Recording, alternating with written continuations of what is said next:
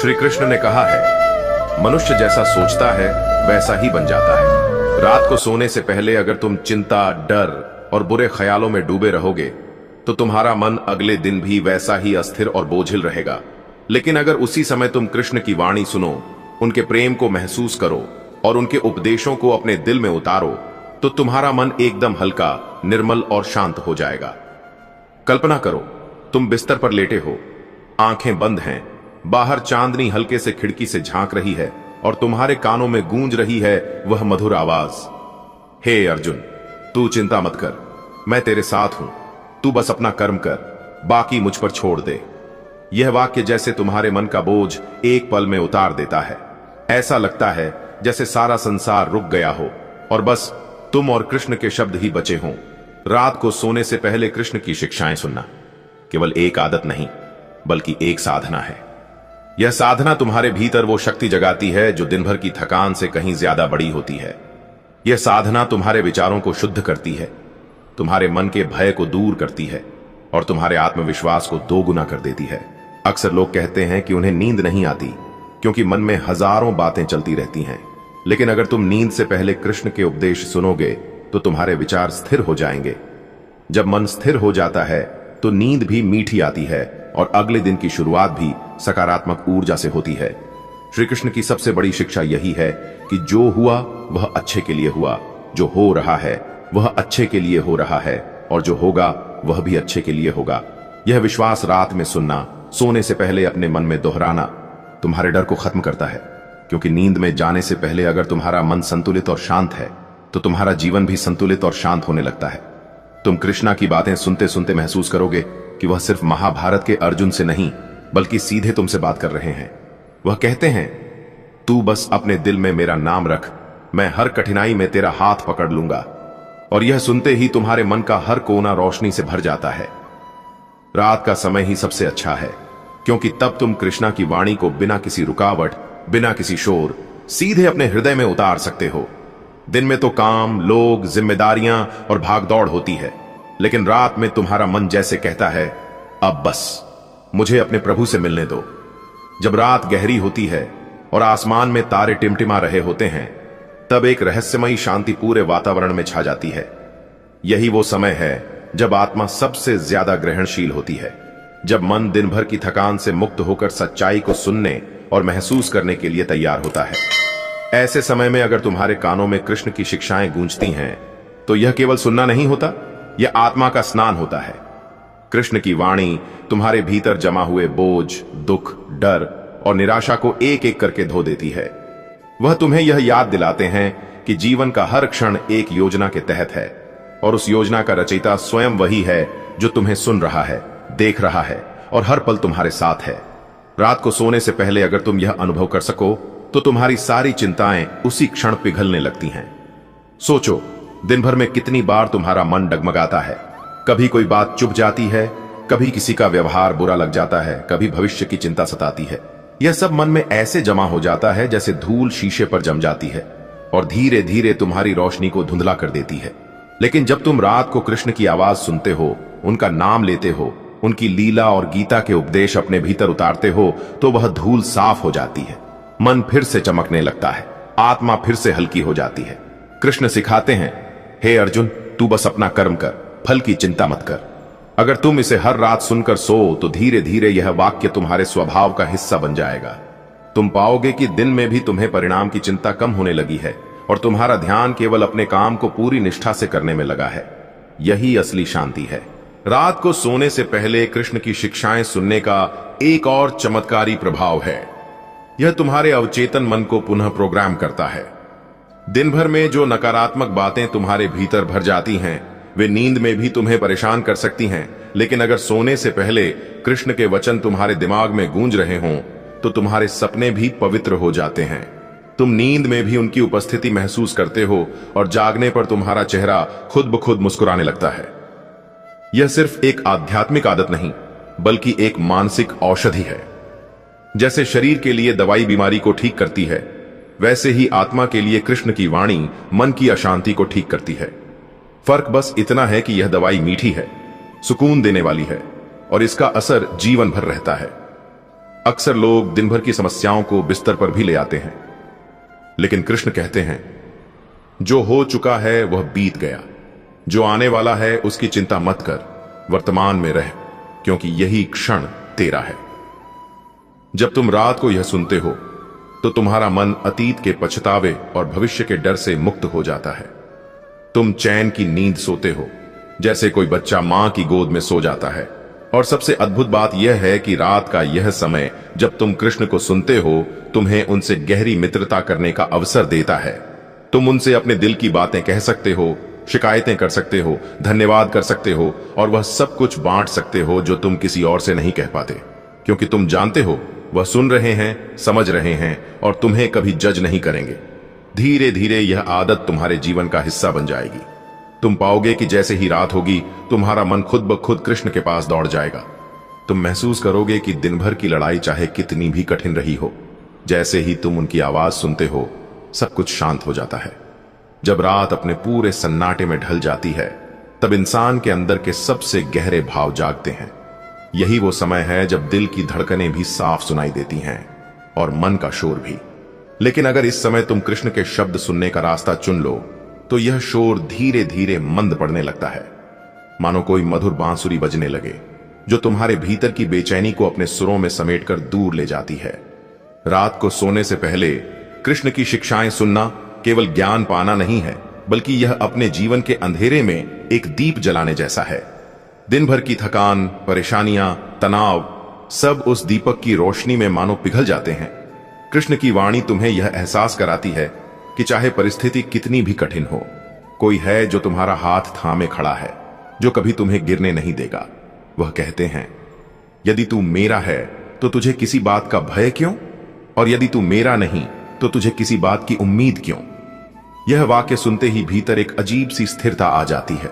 लगता है जैसे जीवन के सारे सवालों का जवाब मिल गया हो। रात को सोने से पहले जब ये शब्द तुम्हारे कानों में पड़ते हैं, तो तुम्हारा मन सारी अनिश्चितताओं के बोझ से मुक्त हो जाता है।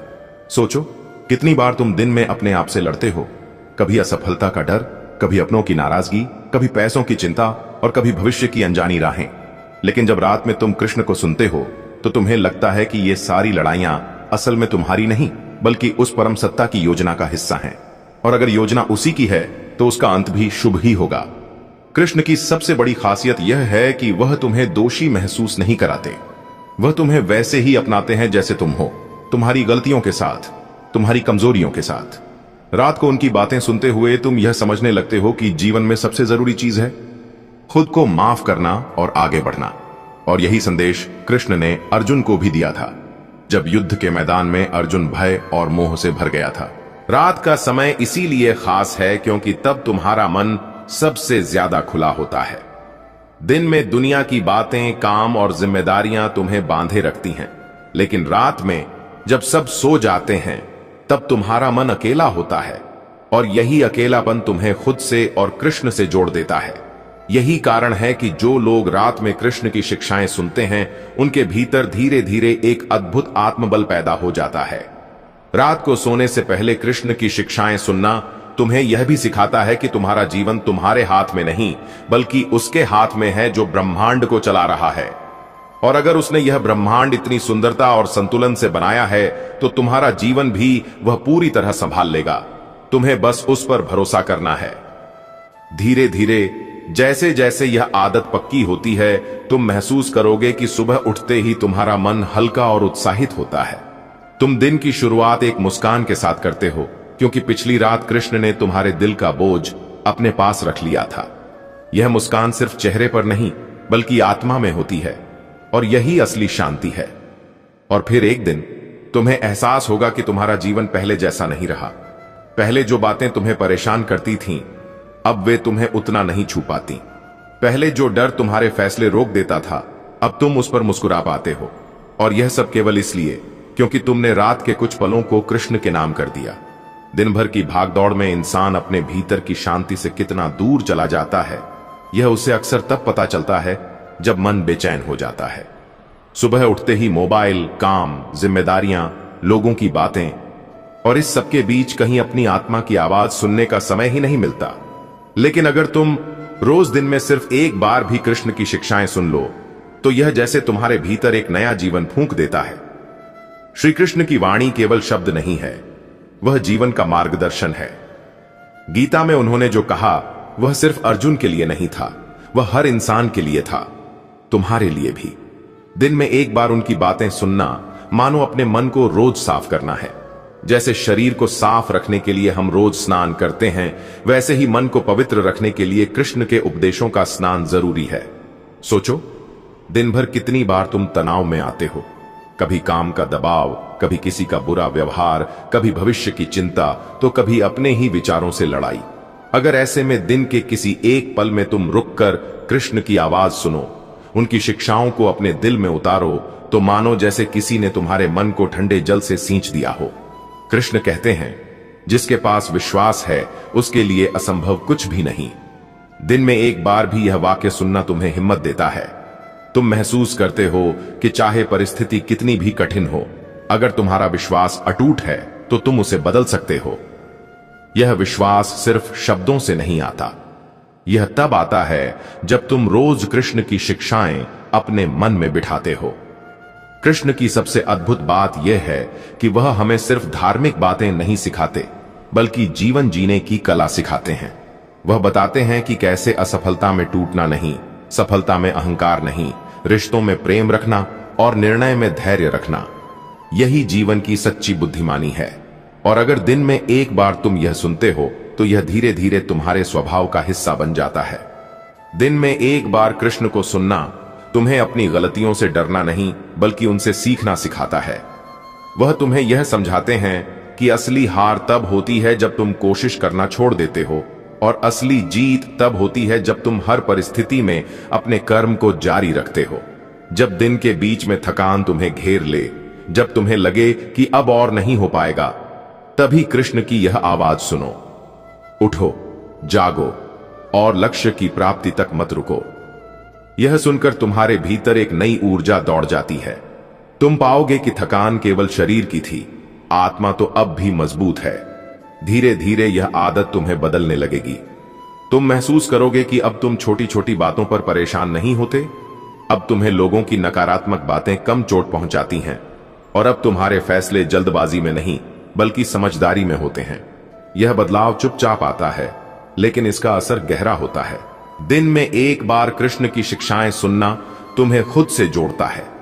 यह तुम्हें याद दिलाता है कि तुम केवल शरीर नहीं हो, तुम एक आत्मा हो, और यह आत्मा अनंत है, अजर है, अमर है। जब यह समझ तुम्हारे भीतर उतरती है तो दुनिया की कोई भी समस्या तुम्हें हिला नहीं सकती।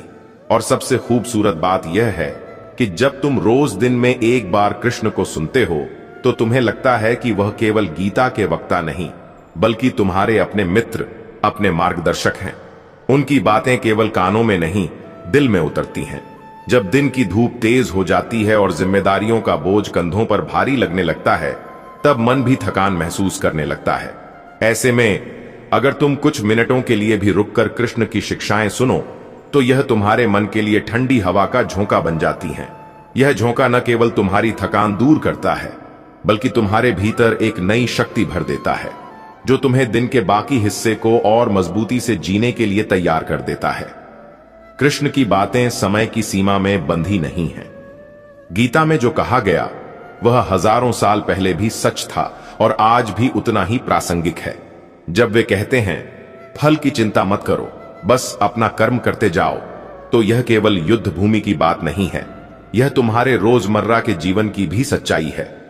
दिन में एक बार भी यह सुनना तुम्हें याद दिलाता है कि हर परिणाम का भार अपने ऊपर मत रखो, क्योंकि जब तुम अपने काम को पूरी निष्ठा से करते हो तो बाकी सब अपने आप ठीक होने लगता है। अक्सर हम दिन भर छोटी छोटी बातों पर तनाव लेते हैं। किसी ने कुछ कह दिया, किसी काम में देरी हो गई या किसी योजना में बाधा आ गई, और हम भीतर ही भीतर परेशान होते रहते हैं। लेकिन अगर ऐसे समय में तुम कृष्ण की यह शिक्षा सुनो कि जो हुआ वह अच्छे के लिए हुआ, जो हो रहा है वह अच्छे के लिए हो रहा है, और जो होगा वह भी अच्छे के लिए ही होगा, तो यह तुम्हारे भीतर एक अद्भुत शांति भर देता है। यह वाक्य तुम्हें यह समझाता है कि हर घटना एक बड़े उद्देश्य का हिस्सा है, जिसे अभी तुम देख नहीं पा रहे, लेकिन समय के साथ सब स्पष्ट हो जाएगा। दिन में एक बार कृष्ण को सुनने का मतलब है अपने मन को एक ठहराव देना। यह ठहराव तुम्हें जीवन की रफ्तार में खोने से बचाता है, क्योंकि रफ्तार में चलते हुए हम अक्सर भूल जाते हैं कि हम क्यों चल रहे हैं और किस दिशा में जा रहे हैं। लेकिन कृष्ण की शिक्षाएं तुम्हें यह याद दिलाती हैं कि तुम्हारा हर कदम एक उद्देश्य के लिए है, और वह उद्देश्य केवल भौतिक सफलता नहीं बल्कि आत्मिक उन्नति है। कृष्ण की शिक्षाएं तुम्हारे भीतर के डर को भी धीरे धीरे खत्म कर देती हैं। जब तुम सुनते हो कि मैं हर समय तेरे साथ हूं, तो तुम्हें महसूस होता है कि चाहे परिस्थिति कितनी भी कठिन क्यों न हो, तुम अकेले नहीं हो। यह एहसास इतना गहरा होता है कि तुम्हारे फैसले अब डर के कारण नहीं बल्कि विश्वास के कारण होने लगते हैं। एक और बात, दिन में एक बार कृष्ण की बातें सुनने से तुम्हारे रिश्तों में भी बदलाव आने लगता है, क्योंकि उनकी शिक्षाएं तुम्हें सिखाती हैं कि सामने वाला जैसा भी है उसे वैसे ही स्वीकार करो। जैसे उन्होंने अर्जुन को समझाया कि युद्ध भी धर्म के लिए होता है, लेकिन उसमें भी द्वेष नहीं होना चाहिए। यह सीख तुम्हें सिखाती है कि मतभेद हो सकते हैं, लेकिन मन में कटुता नहीं होनी चाहिए। धीरे धीरे तुम पाओगे कि यह आदत केवल कुछ मिनटों का अभ्यास नहीं बल्कि तुम्हारे पूरे जीवन की दिशा बदलने वाली शक्ति है। पहले जहां तुम तनाव में घबराते थे, अब वहां तुम स्थिर रहते हो। पहले जहां असफलता तुम्हें तोड़ देती थी, अब वहां तुम उससे सीखकर और मजबूत बनते हो। और सबसे खास बात यह है कि जब तुम यह आदत बना लोगे तो तुम्हारा मन खुद तुम्हें याद दिलाएगा कि अब समय हो गया है कृष्ण से मिलने का। यह मिलने का समय तुम्हारे लिए दिन का सबसे प्यारा पल बन जाएगा, क्योंकि यह वो पल है जब तुम अपने सबसे सच्चे मित्र, अपने मार्गदर्शक और अपने रक्षक के साथ होते हो। दिन में एक बार कृष्ण की शिक्षाएं सुनना केवल एक आदत नहीं है, यह एक जीवन शैली बन जाती है। शुरू में तुम्हें यह बस एक साधारण सुनने का अभ्यास लगेगा, लेकिन धीरे धीरे यह तुम्हारे व्यक्तित्व की गहराई में उतरने लगेगा। जैसे किसी पौधे को रोज पानी देने से वह धीरे धीरे एक मजबूत पेड़ बनता है, वैसे ही यह सुनना तुम्हारे भीतर स्थिरता, धैर्य और आत्मविश्वास का पेड़ खड़ा कर देगा। सोचो, जब अर्जुन युद्ध भूमि में खड़े थे तो उनके सामने केवल शत्रु ही नहीं थे, उनके अपने लोग भी खड़े थे। मन विचलित था, आंखों में भ्रम और आत्मा में एक अजीब सा भय। ऐसे समय में कृष्ण ने उन्हें वह ज्ञान दिया जिसने न केवल युद्ध की दिशा बदल दी बल्कि अर्जुन के जीवन को भी नई दिशा दी। ठीक वैसे ही तुम्हारे जीवन में भी रोज रोज छोटे बड़े युद्ध चलते रहते हैं। कभी काम का तनाव, कभी रिश्तों में गलतफहमियां, कभी भविष्य की अनिश्चितता। और ऐसे हर युद्ध में कृष्ण की शिक्षाएं तुम्हारे लिए वही बन सकती हैं जो अर्जुन के लिए बनी, साहस और स्पष्टता का स्रोत। दिन में एक बार जब तुम सुनते हो कि अपने धर्म का पालन करना ही सबसे बड़ा कर्तव्य है, तो यह तुम्हें याद दिलाता है कि किसी भी परिस्थिति में अपने कर्तव्य से पीछे नहीं हटना चाहिए, क्योंकि भागने से समस्या खत्म नहीं होती बल्कि उसका सामना करने से तुम मजबूत बनते हो। कृष्ण की एक और अद्भुत शिक्षा है, आत्मा न कभी जन्म लेती है न मरती है। दिन में एक बार भी यह सुनना तुम्हें जीवन के सबसे बड़े डर यानी मृत्यु के डर से मुक्त करता है। यह तुम्हें समझाता है कि हम केवल इस शरीर तक सीमित नहीं हैं, हम उससे कहीं बड़े हैं, और यह शरीर तो बस एक वस्त्र की तरह है जिसे समय आने पर बदलना है। जब यह समझ तुम्हारे भीतर पक्की हो जाती है तो तुम्हारे जीवन के फैसले अब डर पर नहीं बल्कि सच्चाई पर आधारित होते हैं। जब दिन के बीच में तुम्हारा मन बिखरने लगे, जब लगने लगे कि अब और नहीं हो पाएगा, तो कृष्ण की यह वाणी तुम्हारे कानों में गूंजनी चाहिए, उठो अर्जुन, युद्ध करो। यहां युद्ध का मतलब सिर्फ हथियारों का नहीं बल्कि अपने आलस्य, अपने डर और अपनी नकारात्मक सोच से लड़ना है। यह वाक्य तुम्हारे भीतर एक चिंगारी जलाता है जो धीरे धीरे आग में बदल जाती है और तुम्हें आगे बढ़ने की ताकत देती है। दिन में एक बार कृष्ण की बातें सुनना तुम्हारे भीतर की शिकायतों को भी कम करता है, क्योंकि जब तुम सुनते हो कि जो मिला है वह तुम्हारे कर्मों का फल है, तो तुम समझ जाते हो कि शिकायत करने से कुछ नहीं बदलेगा बल्कि अपने कर्म को बदलने से ही भविष्य बदलेगा। यह सोच तुम्हें दूसरों को दोष देने से रोकती है और खुद को सुधारने के रास्ते पर ले जाती है। तुम पाओगे कि जैसे जैसे यह आदत गहराती जाएगी, तुम्हारे भीतर का तनाव कम होगा और एक अजीब सी सहजता आने लगेगी। पहले जहां छोटी सी परेशानी तुम्हें विचलित कर देती थी, अब वहां तुम मुस्कुरा कर कहोगे, यह भी ठीक हो जाएगा। यह विश्वास तुम्हारे भीतर कृष्ण की कृपा से ही आता है। और देखो, जब दिन का यह एक पल तुम्हारा सबसे प्यारा पल बन जाएगा, तो तुम चाहोगे कि यह पल लंबा चले, कि यह खत्म न हो। तुम्हारा मन कहेगा, थोड़ा और सुनूं, थोड़ा और कृष्णा के साथ रहूं। यही वह बंधन है जो तुम्हें जीवन भर संभाले रखेगा, चाहे बाहर की परिस्थितियां कैसी भी हों। जब तुम दिन में एक बार कृष्ण की शिक्षाएं सुनते हो तो यह तुम्हारे मन के लिए वैसे ही है जैसे सूखी धरती के लिए पहली बारिश। यह बारिश केवल ठंडक ही नहीं देती बल्कि भीतर की कठोरता को भी मुलायम बना देती है। धीरे धीरे तुम्हारे विचारों की मिट्टी इतनी उपजाऊ हो जाती है कि उसमें केवल अच्छे और सकारात्मक बीज ही अंकुरित होते हैं। कृष्ण केवल युद्ध भूमि में अर्जुन को उपदेश देने वाले नहीं थे, वे हर स्थिति में मार्गदर्शन करने वाले मित्र थे। वह मुस्कुराते हुए सच कहते थे, बिना कठोर शब्दों के दिल में उतर जाते थे। यही उनकी खासियत है, वह हमें सच का सामना कराते हैं, लेकिन ऐसे कि हम डरे नहीं बल्कि जागें। दिन में एक बार उनकी आवाज सुनना मानो अपने सबसे सच्चे दोस्त से मुलाकात करना है। कृष्ण कहते हैं, मन को वश में करो, वही तुम्हारा सबसे अच्छा मित्र है, और अगर मन वश में नहीं है तो वही तुम्हारा सबसे बड़ा शत्रु है। यह शिक्षा सुनकर तुम समझ पाते हो कि असली लड़ाई बाहर के लोगों से नहीं बल्कि अपने अंदर के भटकते विचारों से है। जब तुम यह जान जाते हो तो तुम्हारा ध्यान बाहर की समस्याओं को बदलने के बजाय अपने मन को साधने पर जाता है। दिन में एक बार यह सुनना कि फल की इच्छा मत करो तुम्हें यह नहीं सिखाता कि लक्ष्य मत रखो, बल्कि यह सिखाता है कि अपने कर्म को इतना श्रेष्ठ बनाओ कि परिणाम की चिंता तुम्हारे मन को विचलित न करे। यही वह दृष्टिकोण है जो असफलता को भी अनुभव में बदल देता है और सफलता को भी अहंकार में बदलने से बचाता है। सोचो, अगर तुम दिन में एक बार यह सुन लो कि संभाव बनाए रखो, सुख हो या दुख, लाभ हो या हानि, तो क्या जीवन की छोटी छोटी घटनाएं तुम्हारे मन को हिला पाएंगी? यह संभाव की शक्ति ही है जो तुम्हें भीड़ में भी शांत रखती है और संकट में भी संतुलित। कृष्ण की शिक्षाएं तुम्हारे रिश्तों को भी गहराई देती हैं। जब तुम सुनते हो कि कर्म करो लेकिन आसक्ति मत रखो, तो तुम समझ जाते हो कि प्रेम और मोह में फर्क है। मोह बंधन बनाता है, प्रेम आजादी देता है। यह सीख तुम्हें अपने प्रियजनों को बिना शर्त प्रेम करने और उनकी स्वतंत्रता का सम्मान करने की क्षमता देती है। दिन में एक बार कृष्ण को सुनना तुम्हें हर परिस्थिति में अर्थ ढूंढना सिखाता है। जैसे उन्होंने अर्जुन को समझाया कि युद्ध केवल रक्तपात नहीं बल्कि धर्म की रक्षा है, वैसे ही तुम भी देख पाते हो कि तुम्हारे जीवन की कठिनाइयों के पीछे भी कोई गहरा उद्देश्य है। यह समझ तुम्हारे भीतर धैर्य लाती है। धीरे धीरे यह आदत तुम्हारे जीवन का सबसे शक्तिशाली उपकरण बन जाएगी। पहले जहां तुम अपने दिन की शुरुआत या अंत मोबाइल की स्क्रीन से करते थे, अब वहां तुम्हारा मन कहेगा, चलो कृष्ण से सुनते हैं। और यह सुनना तुम्हारे सोचने का तरीका बदल देगा, तुम्हारे फैसले बदल देगा और अंत में तुम्हारा पूरा जीवन बदल देगा। क्योंकि कृष्ण की शिक्षाएं केवल आज के लिए नहीं हैं, वे आने वाले कल को भी उजाला देती हैं। प्रिय आत्मन, यह जीवन एक क्षणिक यात्रा है और इस यात्रा में तुम्हारे पास जो सबसे बड़ा खजाना है वह है तुम्हारा समय और तुम्हारा मन। समय एक बार चला जाए तो लौट कर नहीं आता, और मन अगर अशांत हो जाए तो जीवन के सबसे सुंदर क्षण भी तुम्हें बोझ जैसे लगने लगते हैं। इसलिए मैंने तुम्हें बार बार यही कहा है, अपने मन को ज्ञान से सींचो, अपने समय को अच्छे कर्मों में लगाओ और अपने जीवन को सत्य, प्रेम और भक्ति से भर दो। तुम सोचते हो कि रोज इतना भाग दौड़, कामकाज, जिम्मेदारियों के बीच मुझे सुनना क्यों जरूरी है? क्योंकि जो ज्ञान तुम्हारे जीवन को दिशा देता है, जो तुम्हें कठिनाइयों में स्थिर रखता है, जो तुम्हें मोह माया से ऊपर उठाता है, वही तुम्हारा सच्चा रक्षक है।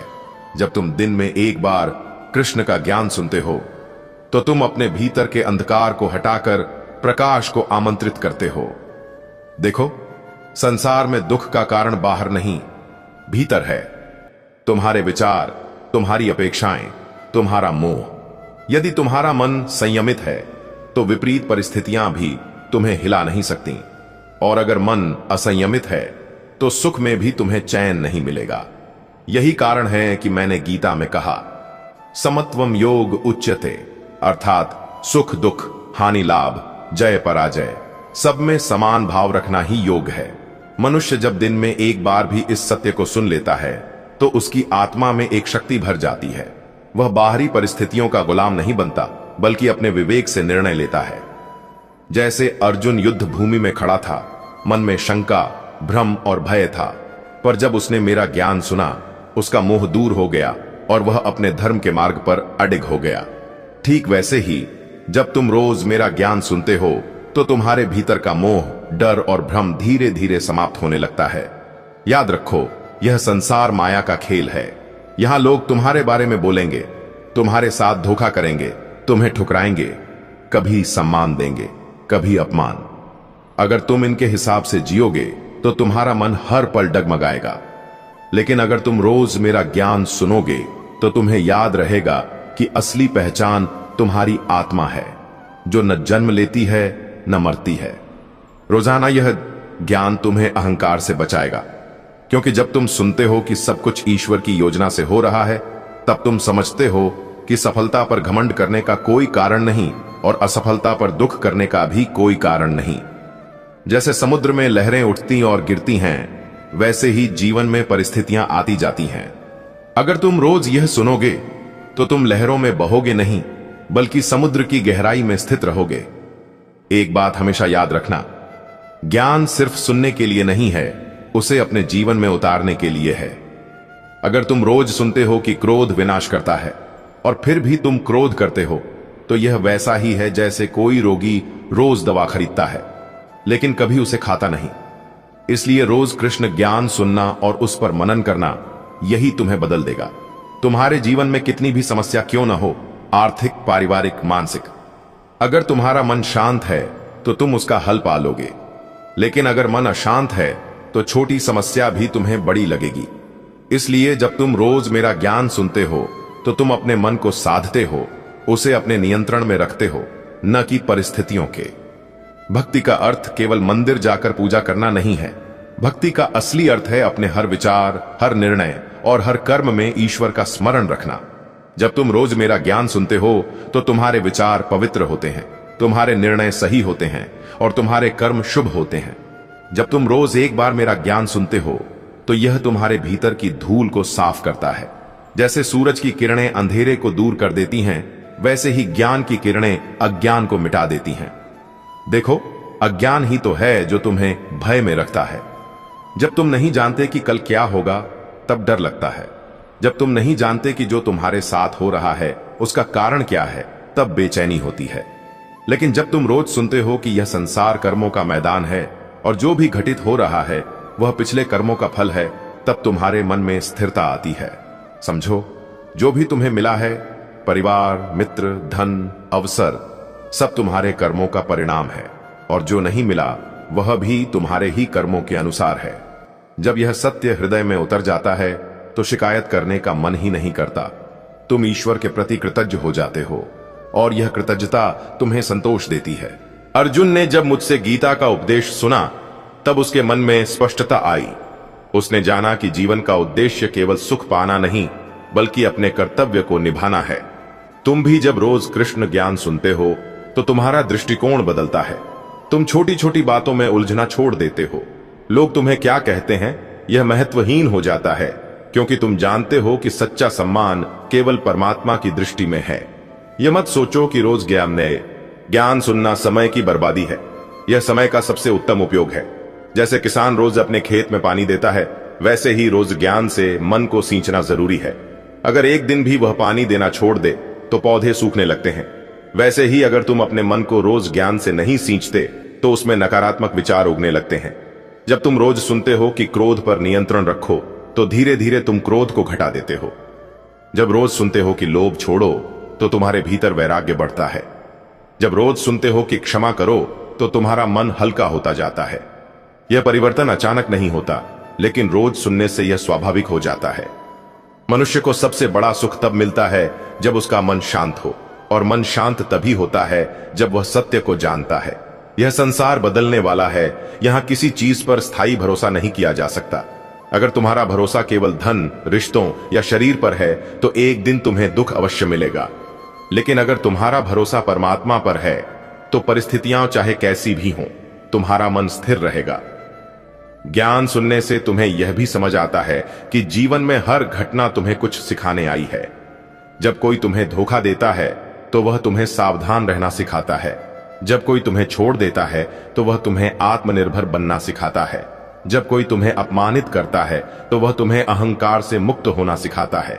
अगर तुम यह दृष्टि रखोगे तो तुम्हें हर परिस्थिति में ईश्वर का हाथ दिखाई देगा। रोज कृष्ण ज्ञान सुनना केवल तुम्हारे वर्तमान को नहीं, तुम्हारे भविष्य को भी संवारता है, क्योंकि जो व्यक्ति ज्ञान के अनुसार जीता है वह अपने कर्मों को भी पवित्र बनाता है, और पवित्र कर्म का फल सदैव शुभ होता है।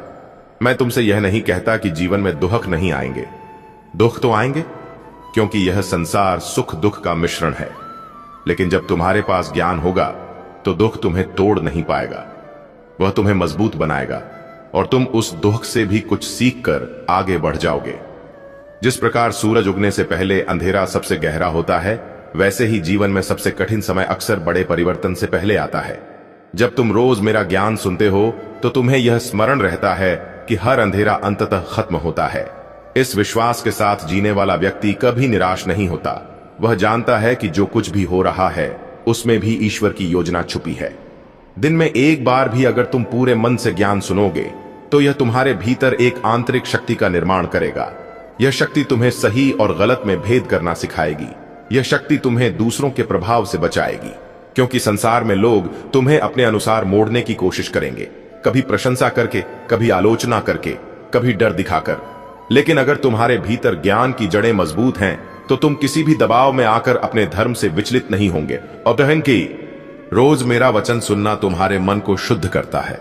जैसे नदी का पानी लगातार बहता है तो उसमें गंदगी टिकती नहीं, वैसे ही ज्ञान का प्रवाह तुम्हारे भीतर नकारात्मक विचारों को टिकने नहीं देता। धीरे धीरे तुम्हारा मन साफ होता जाता है, और एक दिन ऐसा आता है कि तुम्हारे भीतर केवल प्रेम, करुणा और शांति रह जाती है। तुम देखो, जब कोई व्यक्ति सुबह सुबह मुझसे जुड़े भजन सुन लेता है या गीता का श्लोक पढ़ लेता है तो उसका पूरा दिन अच्छा बीतता है। क्यों?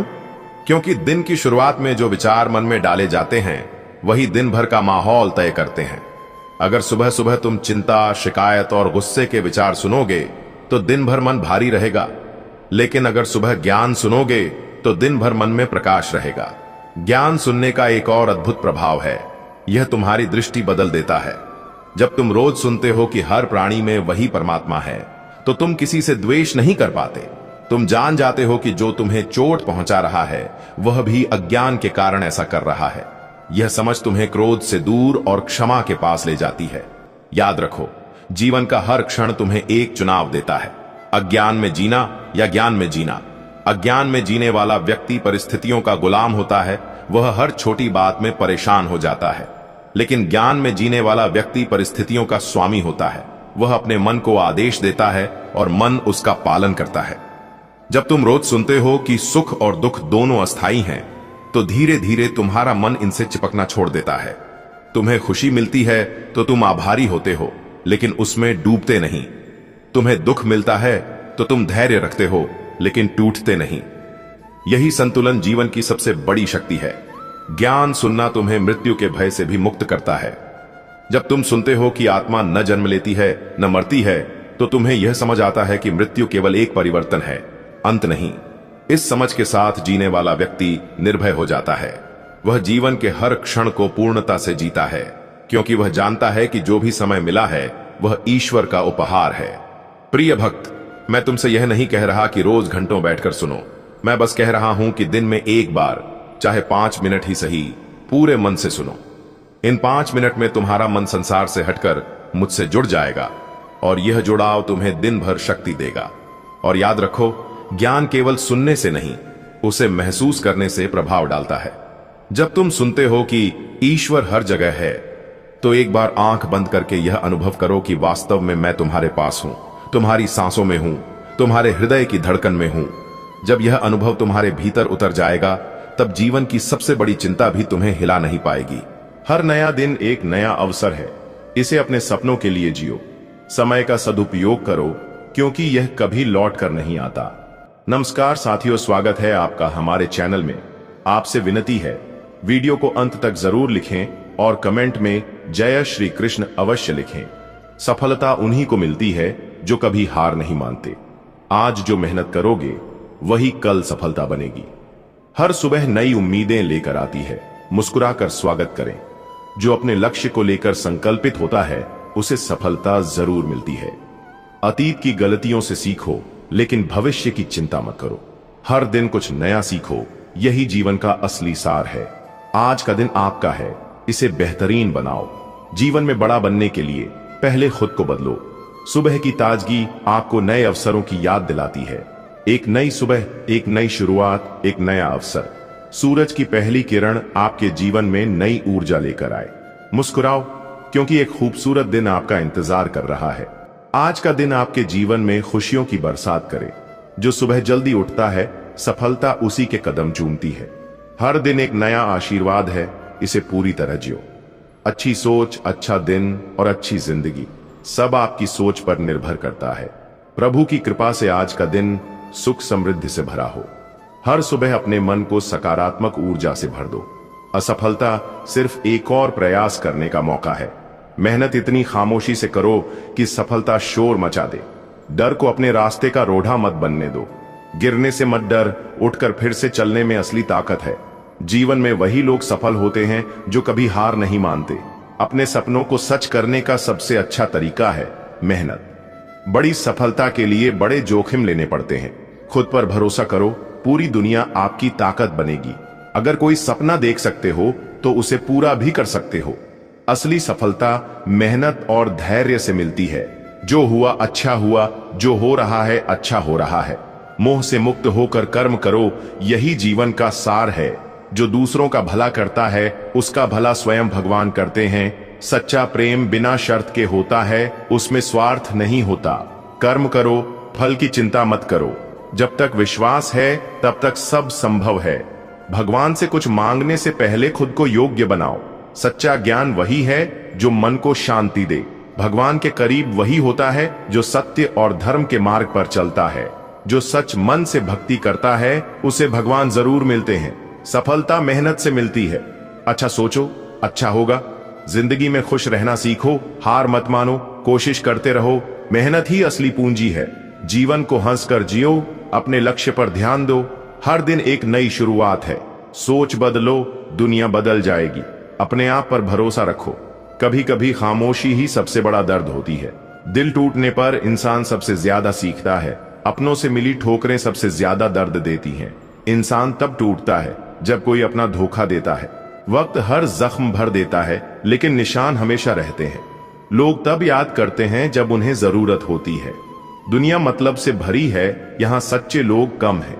कभी कभी सबसे करीब के लोग सबसे ज्यादा दर्द देते हैं। हर मुस्कान के पीछे एक अधूरी कहानी होती है। जब मन टूट जाता है तब जीवन अधूरा लगता है। सच्चा प्यार आत्मा से होता है, शरीर से नहीं। प्रेम त्याग मांगता है, स्वार्थ नहीं। प्यार में इज्जत सबसे जरूरी होती है। प्रेम तब गहरा होता है जब उसमें विश्वास हो। सच्चा प्यार वक्त के साथ और मजबूत होता है। प्रेम में ईमानदारी सबसे महत्वपूर्ण होती है। प्यार करने वाले कभी हार नहीं मानते। प्रेम एक एहसास है जिसे शब्दों में बयान नहीं किया जा सकता। प्यार एक दुआ की तरह होता है। सच्चा प्रेम हर परिस्थिति में साथ रहता है। उठो, जागो और तब तक मत रुको जब तक लक्ष्य प्राप्त ना हो जाए। ज्ञान स्वयं में एक शक्ति है। खुद पर विश्वास करो, दुनिया तुम्हारे कदम चूमेगी। जो व्यक्ति जोखिम नहीं लेता वह कभी आगे नहीं बढ़ता। किसी का भला करने से कभी पीछे मत हटो। सत्य हमेशा जीतता है, भले ही देर से जीते। मनुष्य अपनी सोच से ही महान बनता है। जो अपने लक्ष्य के प्रति दृढ़ होता है वही सफल होता है। महान बनने के लिए संघर्ष जरूरी है। विचारों को उच्च बनाओ, कर्म अपने आप महान हो जाएंगे। मेहनत का फल हमेशा मीठा होता है, बस धैर्य रखना जरूरी है। जो लोग रिस्क नहीं लेते वे कभी बड़ा नहीं कर पाते। सफलता उन्हीं को मिलती है जो सुबह जल्दी उठकर अपने सपनों को पूरा करने में लग जाते हैं। कोई भी मंजिल दूर नहीं होती, बस हिम्मत और मेहनत की जरूरत होती है। हर बड़ा सपना मेहनत और दृढ़ निश्चय से ही पूरा होता है। कामयाबी तक पहुंचने के लिए असफलता के रास्ते से गुजरना ही पड़ता है। सफलता उन्हीं को मिलती है जो खुद पर विश्वास रखते हैं। गिरकर उठने वाला ही असली योद्धा होता है। महानता कभी सुविधाओं से नहीं बल्कि संघर्षों से मिलती है। सफलता का कोई शॉर्टकट नहीं होता, मेहनत ही एकमात्र रास्ता है। आपका नजरिया आपकी जिंदगी को बदल सकता है। अगर सोच सकारात्मक हो तो मुश्किलें भी अवसर लगने लगती हैं। खुद को कमजोर मत समझो, तुम अपने आप में सबसे अनोखे हो। आत्मविश्वास ही इंसान की सबसे बड़ी ताकत होती है। अपनी सोच को बदलो, आपकी दुनिया बदल जाएगी। जो खुद पर यकीन रखता है वह पूरी दुनिया जीत सकता है। आप जो सोच सकते हैं वह कर भी सकते हैं। दुनिया की कोई भी ताकत आपको रोक नहीं सकती, अगर आप खुद ठान लें। सफलता का पहला कदम खुद पर विश्वास करना है। बड़ी सोच, बड़े सपने और बड़ी मेहनत से ही बड़ा मुकाम हासिल होता है। शिक्षा जीवन की सबसे बड़ी संपत्ति होती है। पढ़ाई सिर्फ नौकरी पाने के लिए नहीं, बल्कि जीवन को बेहतर बनाने के लिए करो। जो ज्ञान प्राप्त करना बंद कर देता है उसका विकास भी रुक जाता है। किताबें आपकी सबसे अच्छी दोस्त होती हैं। सच्ची शिक्षा वही है जो आपको जिंदगी के हर मोड़ पर सीखने को प्रेरित करे। जितना ज्यादा सीखो उतना ही आगे बढ़ो। पढ़ाई का असली मकसद ज्ञान अर्जित करना है, डिग्री लेना नहीं। हर दिन कुछ नया सीखने की कोशिश करो। ज्ञान का कोई अंत नहीं होता, यह निरंतर बढ़ता रहता है। शिक्षा आपको स्वतंत्रता देती है, अज्ञानता आपको गुलामी में डालती है। जीवन में धैर्य रखना सीखो, क्योंकि समय सब कुछ सिखा देता है। जल्दी में लिए गए फैसले हमेशा गलत होते हैं। संयम रखने वाला व्यक्ति जीवन में कभी हारता नहीं। सफलता पाने के लिए धैर्य सबसे जरूरी गुण है। सब्र का फल हमेशा मीठा होता है, बस सही समय का इंतजार करें। कोई भी चीज रातों रात नहीं बदलती, धैर्य रखना जरूरी है। हर परिस्थिति में शांत और संयमित रहना सफलता की निशानी है। मुश्किलें चाहे कितनी भी बड़ी हों, अगर धैर्य है तो समाधान भी जरूर मिलेगा। सफलता का एक ही मंत्र है, धैर्य और मेहनत। जो समय की कद्र करता है वही सफलता हासिल करता है। रिश्ते दिल से बनाए जाते हैं, स्वार्थ से नहीं। सच्चे रिश्ते समय के साथ और मजबूत होते हैं। प्यार बिना स्वार्थ का होता है, जो बदले में कुछ नहीं मांगता। रिश्तों की कद्र करें, क्योंकि यही आपके असली जीवन साथी होते हैं। माता पिता का सम्मान करने वाला जीवन में कभी असफल नहीं होता। रिश्तों को मजबूत बनाए रखने के लिए विश्वास सबसे जरूरी है। प्रेम सिर्फ शब्दों से नहीं, बल्कि कार्यों से दिखाया जाता है। अच्छे रिश्ते खून से नहीं, बल्कि भरोसे से बनते हैं। हर रिश्ता एक पेड़ की तरह होता है, इसे समय और देखभाल की जरूरत होती है। जो अपने परिवार के लिए समय निकालता है वही असली खुशहाल व्यक्ति होता है। अनुभव ही आपकी असली पूंजी होती है। जीवन हमें हर दिन कुछ न कुछ नया सिखाता है। गलतियां इंसान को महान बनाती हैं, अगर उनसे सीखा जाए। अनुभव से बड़ा कोई शिक्षक नहीं होता। असफलता भी एक सीख होती है, इसे सकारात्मक रूप में लें। हर कठिनाई आपको कुछ नया सिखाने के लिए आती है। जो खुद को बदलना जानता है वही जीवन में आगे बढ़ता है। जीवन की हर परिस्थिति में कुछ न कुछ सीखने को मिलता है। जो अपने अनुभव से सीखता है वही सच्चा ज्ञानी होता है। कुछ बातें किताबों से नहीं, बल्कि अनुभव से सीखी जाती हैं। जीतने के लिए पहले खुद से जीतना जरूरी है। आपकी मेहनत ही आपकी सबसे बड़ी पहचान है। हर नया दिन एक नई शुरुआत का अवसर देता है। अपने सपनों को पाने का सबसे अच्छा तरीका है जाग जाओ और मेहनत करो। जीवन में खुद को साबित करने के लिए कोई समय नहीं होता, अभी से शुरू करें।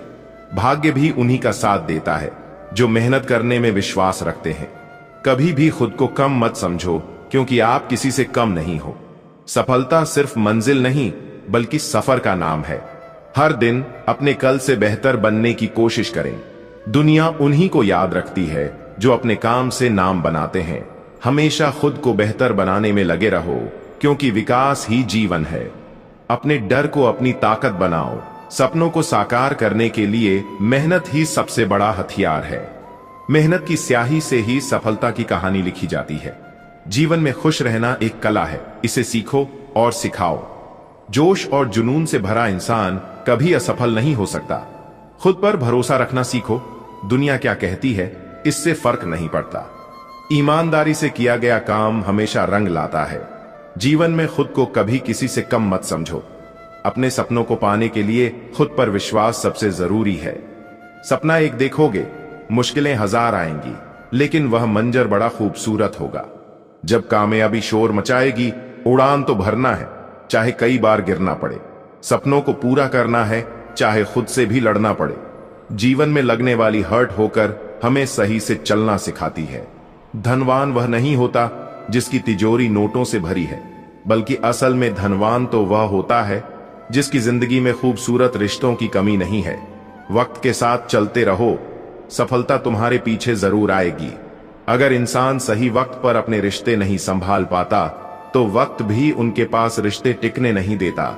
जिंदगी में जिस किसी को भी वक्त दो तो 2 बार अच्छी तरह से जरूर सोच लो कि क्या आप जिससे वक्त दे रहे हो वह उसके लायक है। जिंदगी में किसी समय अगर समस्या कठिन हो तो समस्या को समय दो, समय आने पर समस्या अपने आप सुलझ जाएगी।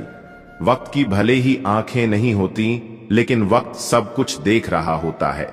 वक्त के हाथों में वह ताकत होती है कि वह हर इंसान को अपने हिसाब से नचा सकता है। जो समय के साथ चलता है वह दुनिया में अक्सर समय से आगे दिखता है। जो लोग वक्त के साथ नहीं चलते वक्त भी उन्हें छोड़कर आगे निकल जाता है। समय कभी भी किसी भी हाल में कहीं नहीं रुक सकता। उसे पकड़ने की कितनी ही कोशिश करो हाथों से फिसल ही जाता है। जो व्यक्ति समझदार होता है वह अपनी सूझबूझ से सब कुछ सीख जाता है और नासमझ व्यक्ति को वक्त की ठोकरें सब कुछ सिखा देती हैं। जरूरी नहीं कि जिंदगी के हर फैसले हम खुद ही ले सके, कुछ फैसले हमें वक्त पर भी छोड़ देने चाहिए। इंसान अच्छे वक्त पर इतराना, बुरे वक्त पर दुखी हो, हर समय में तू अपने अंदर बनाए रख। कभी कभी लगता है कि वक्त बहुत धीरे चल रहा है, लेकिन गौर से देखिए वक्त तो अपने वक्त पर ही चल रहा होता है। जिंदगी से जितना समय कट रहा है हमारी जिंदगी का उतना ही समय घट रहा है। जिंदगी में अगर हमारा कोई अपना है तो वह है वक्त। वक्त हमारा है तो सब हमारे हैं। वक्त अच्छा हो तो गैर भी अपने हैं, वक्त बुरा हो तो अपने भी गैर हैं। जिंदगी को हर पल जी भर के जी लो, क्या पता वक्त कल यह पल साथ लाए या ना लाए। हर वक्त टिक टिक कहने वाली घड़ी न खुद कहीं टिकती है न तुम्हें रुकने का इशारा देती है। वक्त का एक उसूल है, इसके साथ चलो तो वह तुम्हें आगे बढ़ा देता है, अगर इसके साथ ना चलो तो वह तुम्हें पीछे छोड़ देता है। अगर वक्त जख्म दे देता है तो मरहम भी वक्त ही लगाता है। वक्त के इम्तिहान कठिन जरूर होते हैं लेकिन उनका अंजाम आपकी मेहनत पर निर्भर होता है। वक्त इंसान को सब कुछ सिखा देता है, जो सबक वक्त सिखाता है वह कोई और नहीं सिखा सकता। यह जिंदगी भर की पढ़ाई और सारा किताबी ज्ञान वक्त के सिखाए सबक के आगे धरे के धरे रह जाते हैं। वक्त हमेशा एक समान नहीं रहता, वह हर किसी के लिए अपने समय पर बदलता ही रहता है। कभी कभी कुछ हासिल करने के लिए सही समय का इंतजार करना जरूरी नहीं है, हर समय को सही समझकर काम की शुरुआत कर देनी चाहिए। वक्त के हाथों में तेज तलवार होती है जो वक्त को तो काट लेती है, लेकिन उस वक्त में हुई घटनाएं वैसी की वैसी रह जाती हैं। लोग कहते हैं कि हर वक्त बदल जाता है, लेकिन लोग यह नहीं कहते कि वक्त के साथ साथ लोग भी बदलते रहते हैं। सही समय का कभी इंतजार नहीं किया जाता, सही समय लाना पड़ता है। कभी कभी जिंदगी का पूरा वक्त पैसे कमाने में खर्च हो जाता है और उसके बाद जिंदगी को जीने के लिए न वक्त बचता है न पैसा। जिंदगी का पूरा वक्त पैसे कमाने में खर्च कर दिया और फिर वही पैसा जिंदगी को बचाने में खर्च कर दिया तो आखिर मिला क्या? वक्त की भी बड़ी ठकराल कर दो तो तुम्हें गिरा देता है। वक्त अच्छा हो या बुरा कभी कहीं रुकता नहीं है, हर वक्त बीत ही जाता है। वक्त हमेशा सीधे फैसले कर देता है, उसे कभी किसी सबूत या गवाह की जरूरत नहीं होती। जिंदगी में जो आपकी कीमत जानता है वह आपको अपना कीमती समय जरूर देता है। जिंदगी में अगर वक्त अपना है तो सब अपने हैं, अगर वक्त अपना नहीं है तो अपने भी गैर हैं। अगर वक्त पर वक्त की कदर नहीं करोगे तो वक्त भी कभी तुम्हारी कदर नहीं करेगा। जिंदगी जीने का असली सलीका तो वक्त ही सिखा सकता है, ना किताबें, ना तकदीर और ना ही किसी की कहीं बातें सिखा सकती हैं। जिंदगी में समय मौके कम और धोखे ज्यादा देता है, इसलिए सही समय पर सही चीज हासिल कर लो वरना देर हो जाएगी। ये जिंदगी भी अजीब है। बचपन में जब हमारे पास घड़ी नहीं थी तो समय ही समय था। जब से हाथों में घड़ी आ गई है तब से हमारे पास समय ही नहीं रहा। हर कार्य में देर हमसे होती है, समय से नहीं। समय से समय की कद्र कर लो। इस जिंदगी में जिंदगी बदलने के लिए तो वक्त मिल जाता है, पर वक्त बदलने के लिए जिंदगी दोबारा नहीं मिलती। इस वक्त की भी कुछ अजीब सी दास्तान है। पैसों का लालच और कैरियर दिखाकर पूरी जवानी ले जाता है। यूं ही किस्मत के भरोसे बैठने वालों की किस्मत नहीं बदला करती। इस वक्त को बदलने के लिए भी वक्त से लड़ना ही पड़ता है।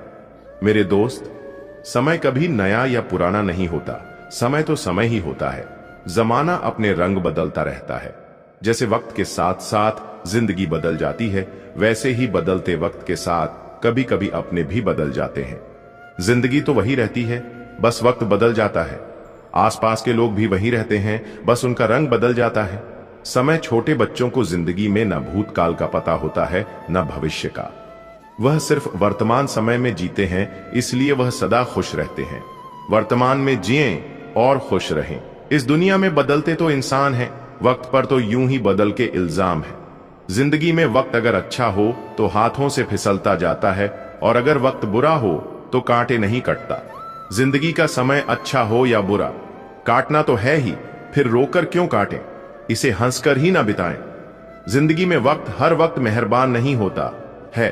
कुछ लम्हे जिंदगी का तजुर्बा भी दे जाते हैं। कितनी अजीब बात है ना, हम समय नष्ट करने की बातें करते रहते हैं, लेकिन समय भी धीरे धीरे हमें खत्म करता जा रहा है। समय, जब तक आप अतीत की यादों से बाहर नहीं आएंगे, तब तक जिंदगी के वर्तमान में जिक्र, जिंदगी का मजा नहीं ले पाएंगे। एक कुम्हार था जो मिट्टी का काम करता था। कुम्हार बहुत ही बुद्धिमान था। वह कई तरह की चीजें बनाता था। वह देय, मटके आदि कई तरह के मिट्टी के बर्तन बनाया करता था, और उसकी पत्नी भी उसके काम में उसकी मदद करती थी। कुम्हार सीजन के हिसाब से सारा काम करता था। वह दिवाली पर बहुत सुंदर सुंदर दिए बनाता था और बाजार में बेचा करता था। एक दिन कुम्हार मिट्टी के बर्तन बनाते बनाते सोचता है, आजकल चिलम बहुत चलन में है, कल तो मैं चिलम बनाऊंगा। कुम्हार दूसरे दिन उठता है और सुबह से ही चिलम बनाने के लिए मिट्टी को आकार देने लगता है। इतने में उसकी पत्नी पानी लेकर आती है और पूछती है, आप क्या बना रहे हो? कुम्हार अपनी पत्नी से बोलता है, आजकल लोग चिलम बहुत ज्यादा पसंद करते हैं, इसलिए मैं चिलम बना रहा हूं। तो उसकी पत्नी उससे बोलती है, आजकल बहुत गर्मी पड़ रही है, तो आप सुराही क्यों नहीं बनाते? और इतना बोलकर कुम्हार की पत्नी वहां से चली जाती है। तो कुम्हार सोचता है, गर्मी भी बढ़ती जा रही है, अगर मैं सुराही बनाता हूं तो मैं और भी ज्यादा पैसा कमा सकता हूं। और फिर वह सुराही बनाने के लिए मिट्टी का आकार देने लगता है। इतने में मिट्टी से एक आवाज आती है, धन्यवाद हो तुम्हारा कुम्हार, जो तुम मुझे सुराही बना रहे हो। तो कुम्हार पूछता है, तुम मुझे धन्यवाद क्यों कह रही हो? मिट्टी कहती है, तुम्हारे एक विचार ने मेरी पूरी जिंदगी ही बदल दी। तो कुम्हार पूछता है, मैंने तुम्हारी जिंदगी कैसे बदल दी? मिट्टी कहती है, तुम पहले मुझे एक चिलम का आकार दे रहे थे, जिससे मैं एक चिलम बनकर खुद भी जलती और लोगों को भी जलाती। लेकिन अब तुम मुझे एक सुराही का आकार दे रहे हो, जिससे मैं एक सुराही बनूंगी, जिसमें शीतल जल भरा होगा, जिससे मैं बिल्कुल ठंडी रहूंगी, और जो भी प्यासा इस शीतल जल को पिएगा वह भी ठंडे पानी से अपनी प्यास बुझा सकेगा। तुम्हारे इस विचार से तो मेरा जीवन ही बदल गया है। और फिर वह कुम्हार उस मिट्टी से बहुत सी सुराही बनाकर बाजार में बेचता है। यह एक छोटी सी कहानी हमें बहुत बड़ा संदेश देती है कि कैसे एक छोटा सा विचार बहुत बड़ा बदलाव ला सकता है। जिस तरह इस कहानी में थोड़े से विचार के परिवर्तित होने से एक जहर बनने वाली मिट्टी भी अमृत बन गई, इस कहानी से हमें यह खास सीख मिलती है कि हमें अपने विचारों पर भी अच्छे से विचार करना चाहिए, क्योंकि एक गलत विचार और एक सही विचार में थोड़ा ही अंतर होता है, जिससे हम या तो बहुत अच्छा कर सकते हैं या हम किसी गलत रास्ते पर भटक सकते हैं। हमारे जीवन में विचार की बहुत अहमियत होती है और हमें अपने विचार ही पूरी दुनिया में सफलता दिला सकते हैं, क्योंकि माइक्रोसॉफ्ट भी कभी एक विचार ही था, अंतरिक्ष में जाना भी किसी का एक विचार ही था, और एप्पल कंपनी भी कभी एक विचार ही था। जिन्हें हम जानते हैं उनके एक विचार ने उन्हें अमर बना दिया, जैसे अमर जवान भगत सिंह, चंद्रशेखर आजाद, राजगुरु आदि। एक बार एक सीधा साधा किसान था। वह अपने खेतों में सब्जियां उगाता था। जब उसे पैसों की जरूरत होती तो वह एक सेठ से उधार पैसे ले आता था, फिर सेठ को अपनी सब्जियां पहुंचाता था, जिससे थोड़े थोड़े करके पैसों का हिसाब बराबर हो जाता था। किसान बहुत मेहनती था। वह अपने बच्चों के साथ खेतों में काम करता रहता था। अभी सब्जियां बेचने के लिए तैयार नहीं थीं, और किसान के पास अपने खर्चे के लिए जमा पैसे भी खत्म हो चुके थे। किसान सेठ के पास गया और सेठ से कहा, कुछ रुपए और कुछ खाने का जरूरी सामान चाहिए। सेठ जी ने कुछ रुपए किसान को दे दिए और घर का कुछ खाने का सामान जैसे चावल, चीनी, आटा, दाल आदि भी दे दिया। किसान सभी सामान को अपने घर ले आया। कुछ दिनों बाद किसान की सब्जियां बेचने लायक हो गईं और किसान को सबसे पहले सेठ से लिए पैसे और सामान के बदले में सेठ को सब्जियां देनी थी। किसान सब्जियां तोलकर इकट्ठा करके सेठ जी के पास ले गया। सेठ जी से कहा, यह सब्जियां हैं, इन्हें रख लो। सेठ ने किसान से पूछा, कितने किलो सब्जियां हैं? किसान ने जवाब दिया, सेठ जी 20 किलो हैं। सेठ जी ने सब्जियों को उठाकर देखा और अंदाजा किया। सेठ को कुछ कम वजन महसूस हुआ। सेठ ने दोबारा किसान से कहा, सब्जियों का वजन सही बताओ, नहीं तो मैं अपने पास रखे कांटे पर तोल लेता हूं, और अगर कम वजन हुआ तो 2 गुने पैसे लूंगा। किसान अपने घर सब्जियां तोलकर लाया था। उसे विश्वास था कि सब्जियों का वजन बिल्कुल सही है। किसान ने कहा, कुछ भी कर लेना, सब्जियों का वजन पूरा 20 किलो ही है। सेठ ने झट से अपना कांटा निकाला और सब्जियों को तोलने लगा। जब सारी सब्जियों को तोल लिया तो सब्जियों का वजन कुल 16 किलो ही निकला। अब सेठ ने किसान से कहा, तुम मुझे हर बार इसी तरह ठग रहे थे। मैं तुमसे अपने दोगुने पैसे तो लूंगा ही, साथ ही तुझे जेल में भी बंद करवाऊंगा। किसान बेचारा कुछ नहीं बोला और सहमा सा अपने घर आ गया। अगले दिन किसान को पुलिस पकड़कर कोर्ट में ले गई, जहां सेठ ने कहा, मुझे अपने पैसे दोगुने चाहिए, साथ ही मैं इस किसान से पिछले 5 साल से सब्जियां खरीद रहा हूं, जिसका मुझे अलग से हर जाना चाहिए। किसान परेशान था कि इतने पैसे कहां से चुकाए। कोर्ट के जज ने किसान से पूछा, तुमने ऐसा क्यों किया?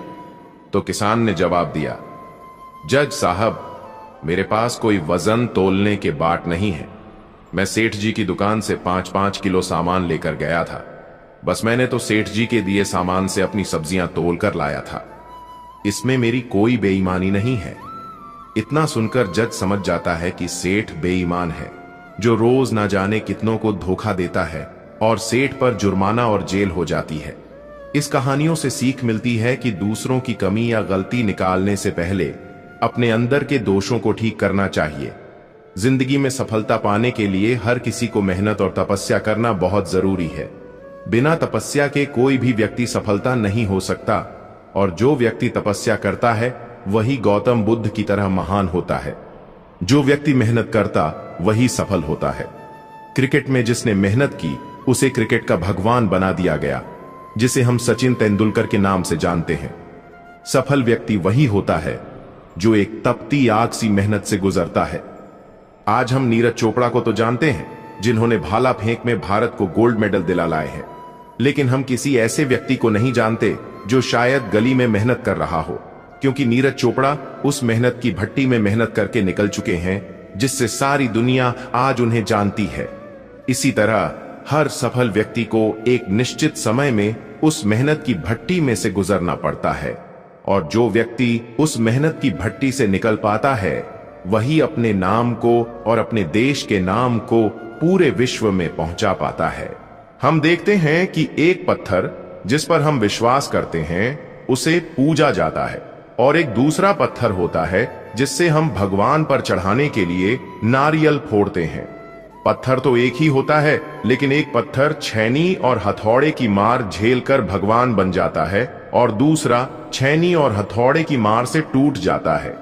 लेकिन जिस पत्थर ने पहले दर्द को सह लिया उसे पूजा जाता है, और जिस पत्थर ने पहले दर्द को सहन नहीं किया उसे बाद में बार बार दर्द मिलता है। जिस पत्थर से हम नारियल फोड़ते हैं ये वही पत्थर होता है जो थोड़े दर्द से टूट जाता है। कई बार हम देखते हैं कि एक व्यक्ति बहुत सफल होता है और वहीं एक व्यक्ति असफल होता है। ऐसा क्यों होता है और इसके पीछे का सही कारण क्या होता है? जो व्यक्ति सफल होता है उसे देखकर कई लोग यह भी बोलते हैं इसकी किस्मत अच्छी थी, लेकिन उसके पीछे का संघर्ष कोई नहीं देखता। और आज की कहानी उन्हीं लोगों के लिए है जो कहते हैं कि सफलता किस्मत से मिलती है। घर पर सभी लोग उस मूर्ति की तारीफ करने लगते हैं। वह लड़की उस मूर्ति की ओर देखकर कहती है, यह मूर्ति दुनिया की सबसे सुंदर मूर्तियों में से एक है। इतने में उस मूर्ति से आवाज आती है, मैं तो सिर्फ एक मामूली पत्थर था, लेकिन पत्थर से मूर्ति बनने तक मुझे बहुत सारी चुनौतियों का सामना करना पड़ा। क्या आप इस सफर के बारे में जानते हो? लड़की डर जाती है और बोलती है, नहीं। तब पत्थर अपनी कहानी सुनाता है। एक मूर्तिकार था जो बहुत ही सुंदर मूर्ति बनाता था। वह मूर्ति बनाने के लिए कुछ पत्थरों को चुनता है और उन्हें घर ले आता है। जब मूर्तिकार पत्थर को मूर्ति बनाने के लिए उस पर छेनी और हथौड़े से वार करता है तो पत्थर के अंदर से दर्द भरी आवाज आती है, आह, मुझे बहुत चोट लगी है। तो मूर्तिकार उस पत्थर से कहता है, अभी थोड़ा दर्द सहन करोगे तो आगे चलकर लोग तुम्हारी पूजा करेंगे। फिर मूर्तिकार जब पत्थर पर फिर से छेनी और हथौड़े से काम करता है तो वह पत्थर टूटकर बिखर जाता है। फिर वह मूर्तिकार दूसरा पत्थर उठाता है और जब उस पर छेनी और हथौड़े से वार करता है तो दूसरे पत्थर के अंदर से भी दर्द भरी आवाज आती है, आह, मुझे बहुत चोट लगी है। तो मूर्तिकार उस पत्थर से कहता है, अभी थोड़ा दर्द सहन करोगे तो आगे चलकर लोग तुम्हारी पूजा करेंगे। तो वह पत्थर कहता है, ठीक है, तुम अपना काम करो, मेरे दर्द की परवाह मत करो। फिर वह मूर्तिकार अपना काम करता है और पत्थर को अच्छा आकार देने के लिए उस पर छेनी और हथौड़े से प्रहार करता है और पत्थर रोता रहता है लेकिन टूटता नहीं। फिर मूर्तिकार उस पत्थर को आग की भट्टी में डाल देता है और कुछ समय के लिए उस पत्थर को आग की तपन में जलने के लिए छोड़ देता है। बाद में मूर्तिकार उस पत्थर को और अच्छा आकार देता है और उस पर रंग करता है और यह सब दर्द पत्थर बर्दाश्त करता है। तब जाकर एक पत्थर मूर्ति बनता है और फिर कुछ लोग उस मूर्ति को खरीदने के लिए उस मूर्तिकार के पास आते हैं और मूर्ति को खरीद लेते हैं। इतना कुछ सहना पड़ता है, तब जाकर एक पत्थर मूर्ति बनता है और तब जाकर लोग उस पत्थर को पूजते हैं। इसी तरह जब एक पत्थर को भी अपने आप की पूजा कराने के लिए छेनी, हथौड़े और आग की भट्टी में जलना पड़ता है तो फिर एक इंसान को भी खुद को सफल बनाने के लिए मेहनत की भट्टी में झोंकना पड़ेगा। जिस तरह एक पत्थर को मूर्ति बनने के लिए तपना पड़ता है, उसी तरह हर इंसान को सफलता पाने के लिए मेहनत की भट्टी में तपना पड़ता है, तब जाकर ही सफलता मिलती है। ऐसे लोग मार्केट में बहुत मिलेंगे जो नेटवर्क मार्केटिंग के बारे में, किसी बिजनेस के बारे में या शेयर मार्केट के बारे में बोलेंगे कि हमने भी किया है, और हो सकता है उन्होंने किया भी हो, लेकिन मेहनत की भट्टी में आते ही वह टूट गए हों और असफल हो गए हों। इसलिए हमें किसी की बात पर ध्यान नहीं देना चाहिए, हमें सिर्फ डटकर मेहनत करनी चाहिए। एक तीर्थ यात्रियों से भरी एक बस दर्शन करके वापस आ रही थी। तभी मौसम बदल गया, जोरदार बारिश होने लगी, बिजली चमकने लगी। ड्राइवर ने बस रोक दी, घबराया, सारे यात्री परेशान हो गए। ड्राइवर ने कहा, हम में से ही कोई एक ऐसा है जिसे भगवान अपने पास बुलाना चाह रहे हैं। ऐसा करते हुए सामने जो पेड़ ढे उसके पास एक एक करके हम सब जाएंगे, उसको छूकर आएंगे। जिसको भी भगवान अपने पास बुलाना चाहते हैं उसके ऊपर अपने आप बिजली गिर जाएगी। एक एक करके सारे यात्री पेड़ के पास जाने लगे। पेड़ को छूकर वापस भी आ रहे थे और सबको डर लग रहा था कि कहीं वह इंसान वहीं तो नहीं। अंत में बस में सिर्फ एक आदमी बच गया। सब उसे गुस्से से देख रहे थे कि इसी की वजह से हम सब फंसे हैं। फिर वह आदमी भी पेड़ के पास गया। पेड़ को जैसे ही हाथ से छुआ, जोर से बिजली के कड़कने की आवाज आई, लेकिन बिजली उस आदमी पर नहीं, बस पर गिरी। यानी उस आदमी की वजह से सारे बस यात्रियों की जान बची हुई थी। जी हां दोस्तों, हमारी जिंदगी में भी कई लोग ऐसे होते हैं जो हमें प्यार करते हैं, हमारा ख्याल रखते हैं, लेकिन हम उन्हें जज करने में लगे रहते हैं। जिस दिन हम लोगों को जज करना छोड़ देंगे, हमारे अंदर पॉजिटिविटी आएगी और ज्यादातर लोग हमें अच्छे लगेंगे। एक आदमी कहीं से गुजर रहा था, तभी उसने सड़क के किनारे बांधे हाथियों को देखा और अचानक रुक गया। उसने देखा कि हाथियों के अगले पैर में एक रस्सी बांधी हुई है।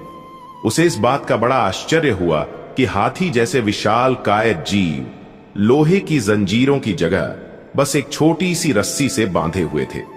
यह स्पष्ट था कि हाथी जब चाहे तब अपने बंधन को तोड़कर कहीं भी जा सकते थे, पर किसी वजह से वह ऐसा नहीं कर रहे थे। उसने पास खड़े महावत से पूछा, भला यह हाथी किस प्रकार इतनी शांति से खड़े हैं और भागने का प्रयास क्यों नहीं कर रहे? तब महावत ने कहा, इन हाथियों को छोटेपन से ही इन रस्सियों से बांधा जाता है। उस समय इनके पास इतनी शक्ति नहीं होती है कि इस बंधन को तोड़ सकें। बार बार प्रयास करने पर भी रस्सी ना तोड़ पाने की वजह से उन्हें धीरे धीरे यह यकीन हो जाता है कि वह इन रस्सियों को तोड़ नहीं सकते, और बड़े होने पर भी उनका यही यकीन बना रहता है। इसलिए वह कभी इसे तोड़ने का प्रयास ही नहीं करते। आदमी आश्चर्य में पड़ गया कि यह ताकतवर जानवर सिर्फ इसलिए अपना बंधन नहीं तोड़ सकते क्योंकि वह इस बात पर यकीन करते हैं कि वह ऐसा नहीं कर सकते। इन हाथियों की तरह ही हम में से कई लोग सिर्फ अपने पहले मिली असफलता के कारण यह मान बैठते हैं कि अब हमसे यह काम नहीं हो सकता, और अपनी ही बनाई हुई मानसिक जंजीरों में बंधे हुए पूरा जीवन गुजार देते हैं। याद रखिए, असफलता जीवन का एक हिस्सा है और निरंतर प्रयास करने से ही सफलता मिलती है। यदि आप भी ऐसे किसी बंधन से बंधे हैं जो आपको अपने सपने सच करने से रोक रहा है, तो उसे तोड़ डालिए। यह कहानी न सिर्फ आपके रोंगटे खड़े कर देगी, बल्कि यह सोचने पर भी मजबूर कर देगी। एक लड़का पूरे साल मस्ती मजाक करता है, पढ़ाई में उसका थोड़ा भी मन नहीं, बस हर जगह अपना वक्त बर्बाद करता है। साल खत्म हुआ, उसके स्कूल का रिजल्ट आया, कुछ खास नहीं, वह बुरी तरह फेल हुआ। यह देखकर वह पूरी तरह शांत, मानो एक पल में वह टूट गया। स्कूल से घर तक जाने की हिम्मत नहीं थी। उसे अपनी गलती का एहसास हुआ। दौड़ते हुए घर पहुंचा। अपनी मां को गले लगाकर वह खूब रोया। शांत बैठकर अपनी गलती का एहसास किए जा रहा था और परेशान होकर रो रहा था। मां ने कहा, कोई बात नहीं, फेल भी हुआ है, हारा तो नहीं, ज्यादा तो नहीं, पर कुछ मदद जरूर मिली। वह दिन गुजरता रहा। शाम का वक्त हुआ। आज पड़ोस के लोग उसके घर पर आए। वह एक कोने में बैठकर सोच रहा था। उम्मीद लगाए बैठा था कि यह सारे आस पड़ोस के लोग मुझसे मेरे नंबर ना पूछे, पर हुआ कुछ ऐसा। बेटा, तुम्हारा आज रिजल्ट आने वाला था, कितने मार्क्स मिले? पर उस लड़के में हिम्मत नहीं थी कि अपने मार्क्स बताए। तभी उसकी मां ने कहा, मेरी बेटी को अच्छे मार्क्स मिले हैं, उसने 90% स्कोर किया है। यह सुनकर वह लोग थोड़े चौंके से गए। वह लड़का इतना तो नहीं पढ़ने में अच्छा था, पर फिर भी अच्छे मार्क्स थे। लेकिन यह जवाब उसकी मां का था, इसीलिए इसी बात को सच मानकर वह चुप हो गए। कुछ देर बाद जब सारे लोग चले गए, तब वह लड़का जोरों से उठा और अपनी मां से कहा, क्या जरूरत थी झूठ कहने की? हो जाने दिया होता मुझे बदनाम, मुझे मेरी चिंता नहीं। लेकिन जब उन सारे लोगों को पता चलेगा कि मुझे इतने अच्छे मार्क्स नहीं मिले हैं, बल्कि मैं बुरी तरह फेल हुआ हूं, तो वह सारे लोग तुम्हें नहीं देंगे। एक मां ने झूठ कहा, सबको बताएंगे। यह सुनकर मां मुस्कुराई और कहा, बेटा, तुझे अगर मैं नहीं समझूंगी तो कौन समझेगा? पुराने समय में हमारे देश में लोग पशु पक्षी पालने के बहुत शौकीन होते थे और उनसे वह अलग अलग तरीके के काम भी लेते थे, जैसे पशुओं से खेती के साथ साथ भाड़ा ढोना, सामान एक जगह से दूसरी जगह पर ले जाना तथा सवारी के काम में लाना। ऐसे ही पशु पक्षियों को सिखा पढ़ाकर उनके द्वारा संदेश भेजना, गुप्तचर का काम करवाना और उनकी आपस में कुश्ती करवाकर मनोरंजन के काम में भी लाते थे। कुछ देशों में तो आज भी लोग पशुओं की लड़ाई करवाकर मनोरंजन करते हैं। ये सभी पशु पक्षी उस समय के लोगों की जिंदगी का हिस्सा हुआ करते थे। जैसे कि आपने इतिहास में महाराणा प्रताप के घोड़े चेतक का नाम तो सुना ही होगा।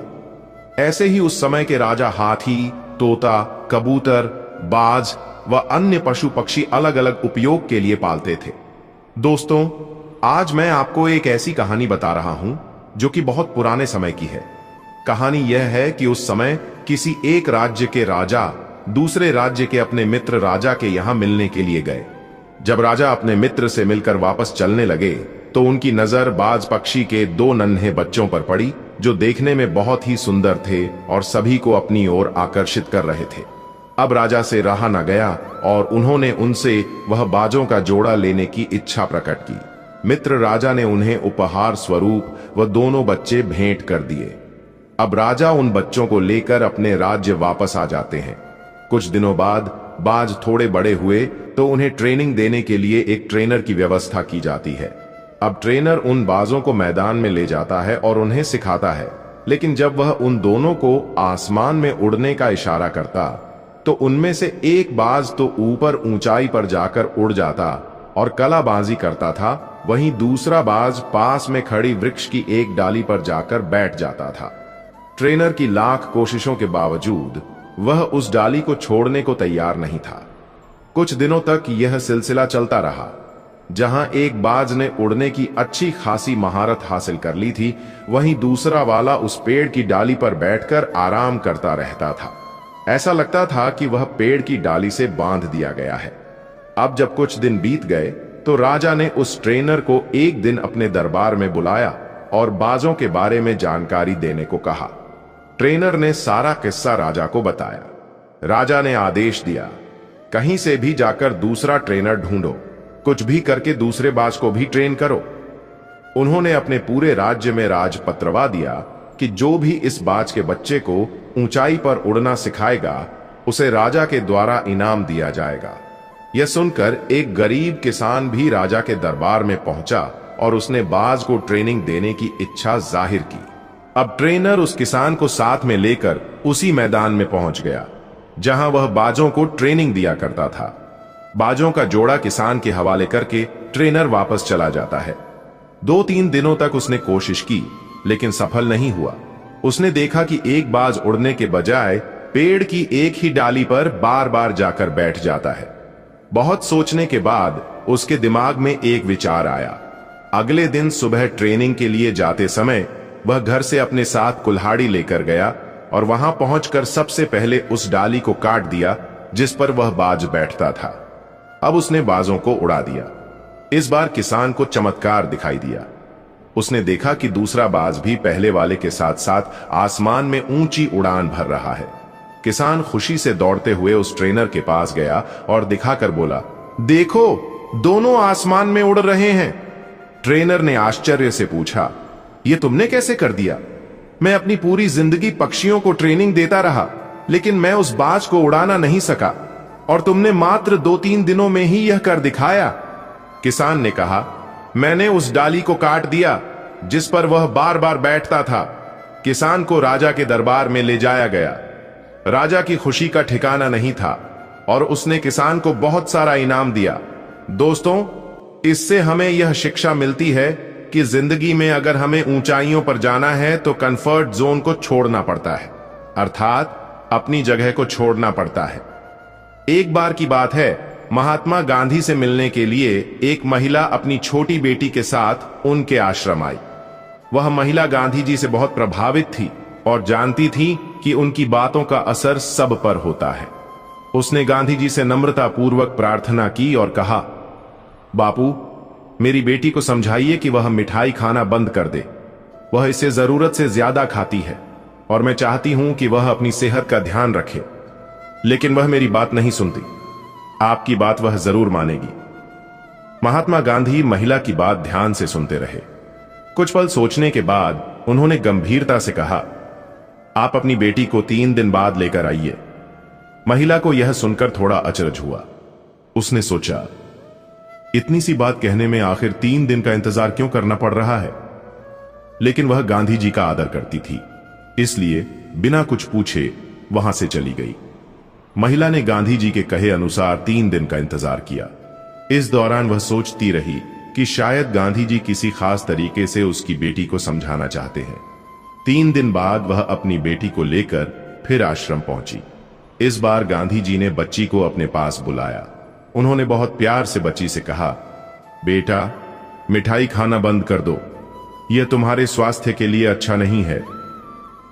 बच्ची ने गांधी जी की बात ध्यान से सुनी और तुरंत सिर हिलाते हुए हामी भर दी। गांधी जी के शब्दों ने बच्ची पर तुरंत प्रभाव डाला। महिला यह देखकर चकित रह गई कि गांधी जी ने इतनी सरल बात कहने के लिए 3 दिन का इंतजार क्यों किया। उसने झिझकते हुए गांधी जी से पूछा, बापू, यह बात आप 3 दिन पहले भी तो कह सकते थे, इसके लिए हमें 3 दिन तक इंतजार क्यों करवाया? गांधी जी मुस्कुराए और शांत स्वर में बोले, 3 दिन पहले मैं खुद मिठाई खा रहा था। मैं किसी और को यह सलाह कैसे दे सकता था जब मैं खुद उस आदत का पालन नहीं कर रहा था। पहले मैंने खुद मिठाई खाना छोड़ा ताकि मैं ईमानदारी से और सच्चे मन से तुम्हारी बेटी को यह सलाह दे सकूं। महात्मा गांधी का यह उत्तर सुनकर महिला अवाक रह गई। उसे एहसास हुआ कि गांधी जी क्यों पूरी दुनिया के लिए प्रेरणा का स्रोत थे। उनके लिए उपदेश देना केवल शब्दों का खेल नहीं था, वे पहले खुद उन मूल्यों को जीते थे जिनका वे दूसरों से पालन करवाना चाहते थे। स्वयं को बदले बिना दूसरों को बदलने की कोशिश ना करें। यदि आप किसी को प्रेरित करना चाहते हैं तो सबसे पहले खुद उस आदत को अपनाएं। ईमानदारी और सत्यनिष्ठा जरूरी है। आपकी सलाह का असर तभी होगा जब आपके कार्य और शब्द एक समान होंगे। नेतृत्व का अर्थ उदाहरण प्रस्तुत करना है। सच्चा नेतृत्व दूसरों को निर्देश देने से पहले खुद अनुकरणीय बनने में निहित है। धैर्य और दृढ़ता दूसरों को प्रेरित करने से पहले आत्म परिवर्तन के लिए समय और प्रयास लगाना आवश्यक है। जलाशयों में मैं समुद्र हूं, पर्वतों में मैं हिमालय हूं, इस संपूर्ण संसार में तुम जो कुछ भी देख पाते हो सब मैं ही हूं। कान्हा कहते हैं, ईश्वर सिर्फ मिलाने का कार्य करते हैं। संबंधों में दूरियां या नजदीकियां बढ़ाने का कार्य मनुष्य स्वयं करता है। मन के झूठ पकड़कर कई दफा हम अपने सच से दूर भाग रहे होते हैं। हम नहीं जानते या जानना ही नहीं चाहते कि आखिर हम चाह क्या रहे हैं। एक तरफ कहेंगे कि हम अमुक व्यक्ति को देखना नहीं चाहते, पर फिर कहेंगे कि वे बात क्यों नहीं कर रहे हैं। कभी कहेंगे कि किसी से कोई उम्मीद नहीं है, फिर चाहेंगे भी कि दूसरे हमारे लिए कुछ करें। इस तरह एक साथ दो विरोधी विचार हमारे दिमाग में चल रहे होते हैं, हमें उलझा रहे होते हैं।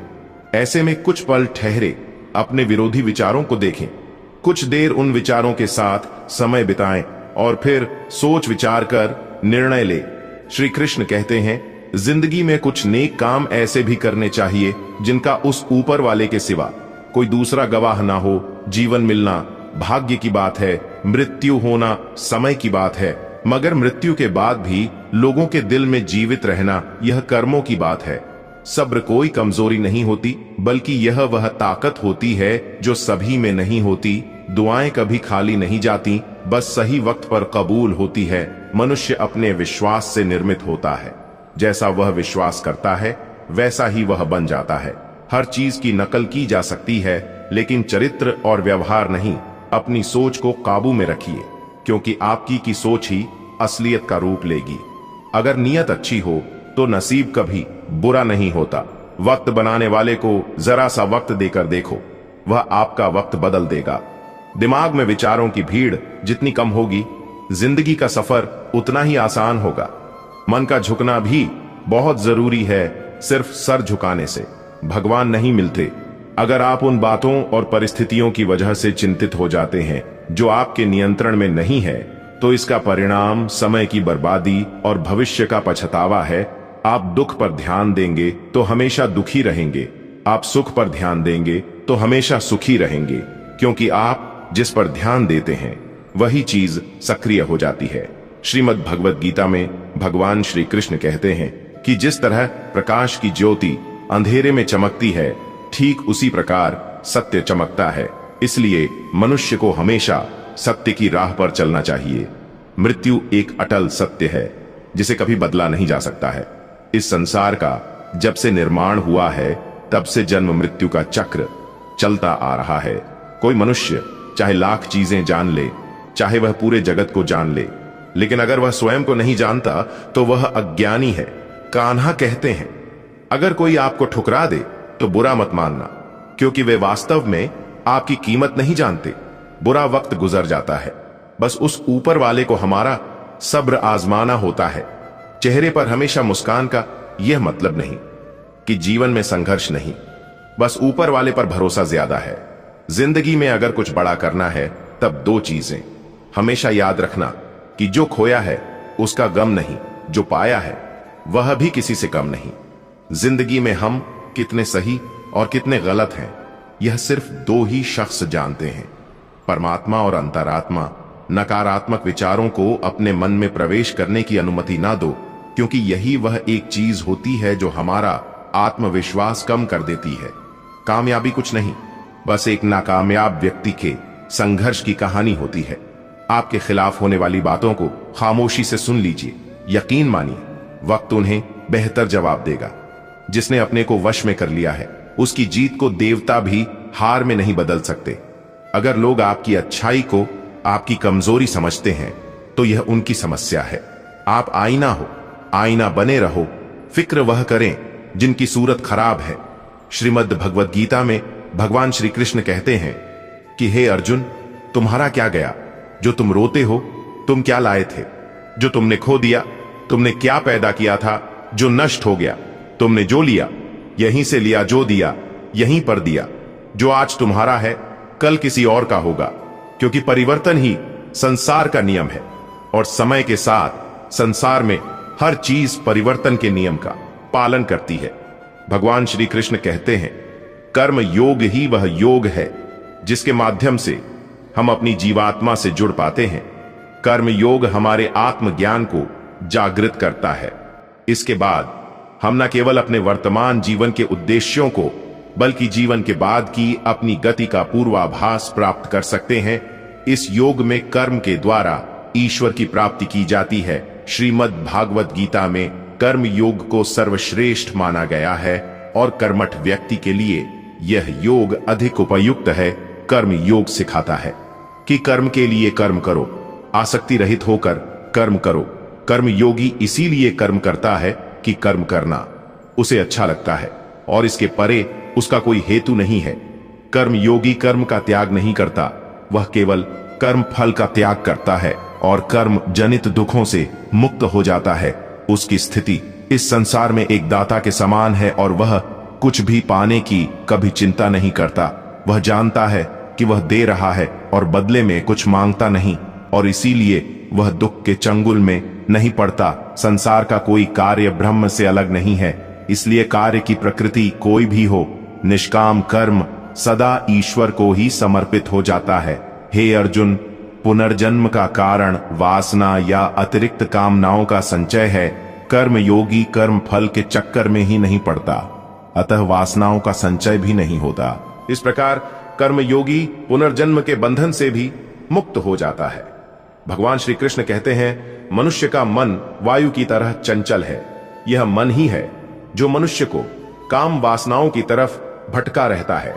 अगर जीवन को सफल बनाना है तो मन पर काबू करना बहुत जरूरी है। मन को वश में करने से दिमाग की शक्ति केंद्रित होती है, जिससे कार्यों में सफलता मिलने लगती है।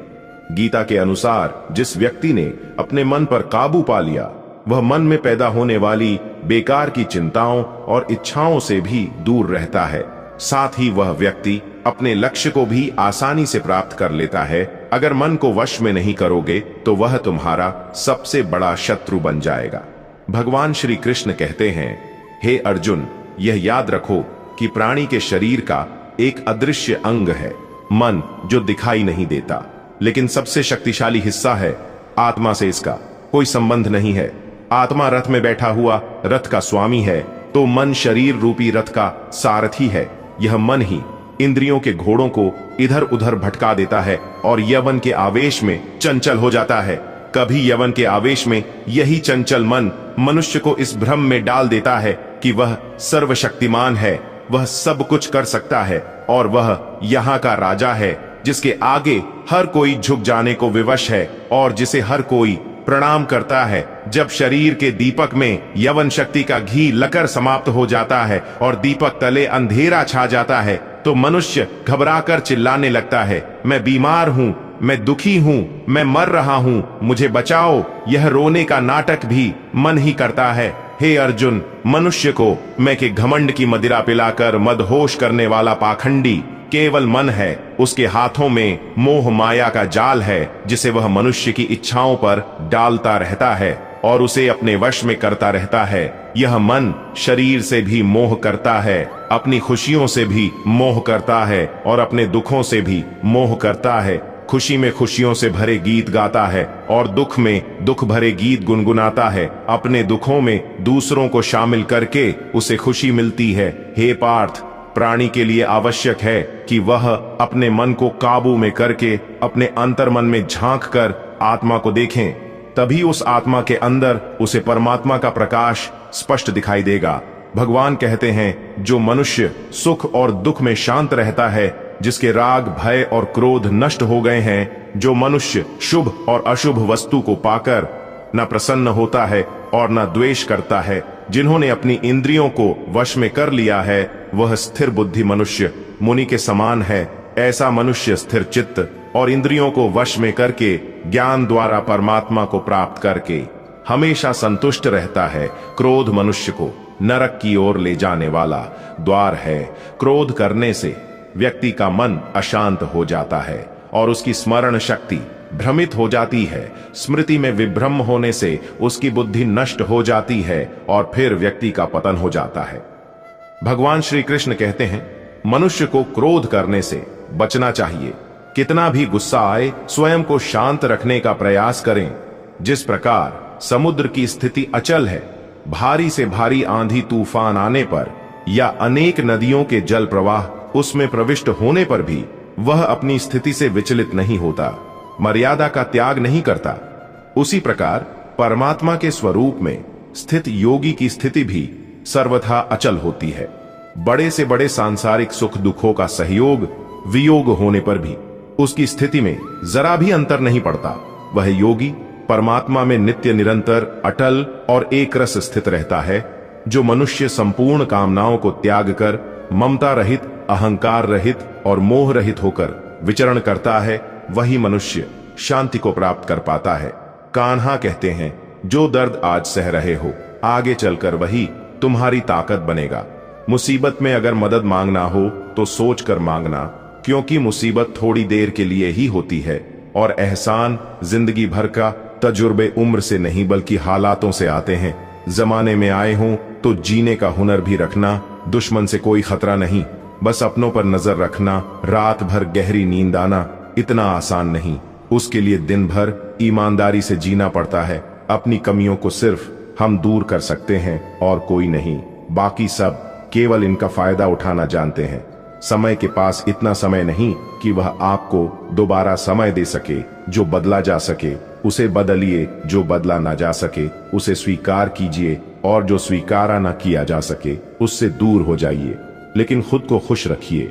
जब हम रिश्तों के लिए वक्त नहीं निकाल पाते, तब वक्त हमारे बीच से रिश्ता निकाल देता है।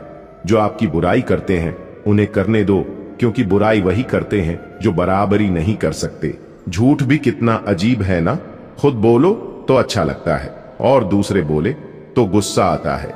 अगर खुश रहना चाहते हैं तो लोगों की बातों पर कम और अपने विचारों पर ज्यादा ध्यान दें। भगवान पर विश्वास बिल्कुल उस बच्चे की तरह करो जिसको हवा में उछालो तो वह हंसता है, डरता नहीं, क्योंकि वह जानता है कि आप उसे गिरने नहीं दोगे। श्रीमद् भगवत गीता में भगवान श्री कृष्ण कहते हैं कि हे अर्जुन, मेरा इन तीनों लोकों में ना तो कुछ कर्तव्य है और ना ही मुझे कोई वस्तु प्राप्त करने योग्य है। फिर भी मैं कर्म करते हुए अपने कर्तव्य का निर्वाह करता हूँ। हे पार्थ, यदि मैं कर्मों को करने में सावधानी ना बरतूं तो बड़ा अनर्थ हो जाएगा, क्योंकि मनुष्य सब प्रकार से मेरे ही मार्ग का अनुसरण करते हैं। यज्ञ से बचे हुए, अन्न को खाने वाले श्रेष्ठ पुरुष सब पापों से मुक्त हो जाते हैं। और जो पापी लोग अपना शरीर पोषण करने के लिए ही अन्न पकाते हैं, वे तो पाप को ही खाते हैं। अर्थात जो लोग ईश्वर को याद किए बिना अपने जिंदा रहने में ही लगे रहते हैं, उन्हें चोर समझना चाहिए। केवल ज्ञान ही एक ऐसा अक्षय तत्व है जो कहीं भी, किसी भी अवस्था में और किसी भी हाल में मनुष्य का साथ नहीं छोड़ता। धरती पर जिस प्रकार मौसम में बदलाव आता है, उसी प्रकार जीवन में भी सुख दुख आता जाता रहता है। युद्ध हो या जीवन, सफलता केवल 3 शस्त्रों से प्राप्त होती है, धर्म, धैर्य और साहस। कान्हा कहते हैं, सेवा सबकी कीजिए, मगर आशा किसी मत रखिए, क्योंकि सेवा का सही मूल्य भगवान ही दे सकता है, इंसान नहीं। नियत साफ हो तो 1 लोटा जल भी कबूल है, वरना दिखावे के तो 56 भोग भी फिजूल है। कहाँ मिलता है कोई ऊपर वाले के सिवा समझने वाला? जो भी मिलता है बस समझा कर चला जाता है। भगवान के फैसले पर कभी शक मत करना। अगर सजा मिल रही है तो कोई गलती भी अवश्य ही होगी। अगर आप सही हो तो कुछ सही साबित करने की कोशिश ना करो, बस सही बने रहो। गवाही खुद वक्त देगा, वहां बैठ कर रोना। बहुत सुकून देता है जहां कृष्ण के सिवाय कोई और सुनने वाला ना हो। जितना इंतजार वह आपसे करवा रहा है, समय आने पर वह इतना देगा कि संभाल भी नहीं पाओगे। मित्रता आवश्यक है, संबंध भी आवश्यक है, परंतु जीवन की कठिन परिस्थिति यह दर्शाती है कि अकेले रहने की कला का आना भी आवश्यक है। हम बड़े नहीं हैं, हमारे पीछे जो ताकत है वह बड़ी है। जिंदगी में इतना सफर करने के बाद एक बात तो सीख ली है मैंने कि उस गली में कभी अपना कदम भी मत रखना जहां के लोग आपकी कदर नहीं करते। अब तो भरोसे से भी भरोसा उठ गया है, क्योंकि जिस पर सबसे ज्यादा भरोसा था उसको ही भरोसा तोड़ते देखा है। कदर करो उस इंसान की जो तुम्हारे सबसे ज्यादा नजदीक है। जो नजदीक भी नहीं आना चाहते उनका तो ख्याल करना भी छोड़ दो, उसे लौटना होगा तो लौट आएगा। कदर तो उसकी करो जिसे तुमसे दूर जाने में भी डर लगता है। यह कसमें वादे सब झूठ होते हैं, क्योंकि सबसे ज्यादा कसम वही खाते हैं जो सबसे ज्यादा झूठ बोलते हैं। दीपक का जीवन इसलिए वंदनीय नहीं है कि वह जलता है, बल्कि इसलिए वंदनीय है कि वह दूसरों के लिए जलता है, दूसरों से नहीं जलता। कान्हा कहते हैं, जीवन में कभी मौका मिले तो किसी के लिए सारथी बनना, स्वार्थी नहीं, किससे कब और कितना बोलना है। अगर तुमने यह समझ लिया तो तुम अपनी जिंदगी के सार्थक बन चुके हो। कामयाबी और नाकामयाबी दोनों जिंदगी के हिस्से हैं और दोनों ही स्थायी नहीं है। जिंदगी की आधी शिकायतें यूं ही दूर हो जाएगी अगर लोग एक दूसरे के बारे में बोलने की जगह एक दूसरे से बोलना सीख जाएंगे। विश्वास किसी पर इतना करो कि वह तुम्हारे साथ छल करते समय खुद को दोषी समझे, और प्रेम किसी से इतना करो कि उसके मन में सदैव तुम्हें खोने का डर बना रहे। चार वेदों का अर्थ नहीं भी जानो तो कोई बात नहीं, लेकिन समझदारी, जवाबदारी, वफादारी और ईमानदारी, इन चार शब्दों का अर्थ जान लो तो भी जीवन सार्थक हो जाएगा। श्रीमद् भगवद गीता में भगवान श्री कृष्ण कहते हैं कि हे अर्जुन, जिस काल में मनुष्य मन में स्थित संपूर्ण कामनाओं को भली भांति त्याग देता है और आत्मा से आत्मा में ही संतुष्ट रहता है, उस काल में वह स्थित प्रज्ञ कहा जाता है। दुखों की प्राप्ति होने पर जिसके मन में उद्वेग नहीं होता, सुखों की प्राप्ति में जो सर्वथा मोह रहित है तथा जिसके राग, भय और क्रोध नष्ट हो गए हैं, ऐसा मुनि स्थिर बुद्धि कहा जाता है। जिस प्रकार कछुआ सब ओर से अपने अंगों को जैसे समेट लेता है, वैसे ही जब पुरुष इंद्रियों के विषय से इंद्रियों को सब प्रकार से हटा लेता है, तब उसकी बुद्धि स्थिर है, ऐसा समझना चाहिए। बुद्धि युक्त पुरुष पुण्य और पाप दोनों को इसी लोक में त्याग देता है, अर्थात उनसे मुक्त हो जाता है। हे अर्जुन, जिस काल में तेरी बुद्धि मोह रूपी दलदल को भली भांति पार कर जाएगी, उस समय तू सुने हुए और सुनने में आने वाले इस लोक और परलोक संबंधी सभी भोगों से वैराग्य को प्राप्त हो जाएगा। हे पार्थ, धर्म से भरा हृदय धर्म का परामर्श देता है और अधर्म से भरा हृदय अधर्म का परामर्श देता है। कान्हा कहते हैं, दुष्ट लोगों की भलाई कभी नहीं करनी चाहिए, क्योंकि बिच्छू को आप कितना भी प्यार कर लो फिर भी वह डंक ही मारेगा। श्री कृष्ण कहते हैं, लोग तुम्हारी कदर तभी करेंगे जब तुम भी उन्हें उन्हीं की तरह नजरअंदाज करना सीख जाओगे। अपनी कमजोरी किसी के सामने जाहिर मत करना, नहीं तो लोग इसका फायदा उठाने लगेंगे।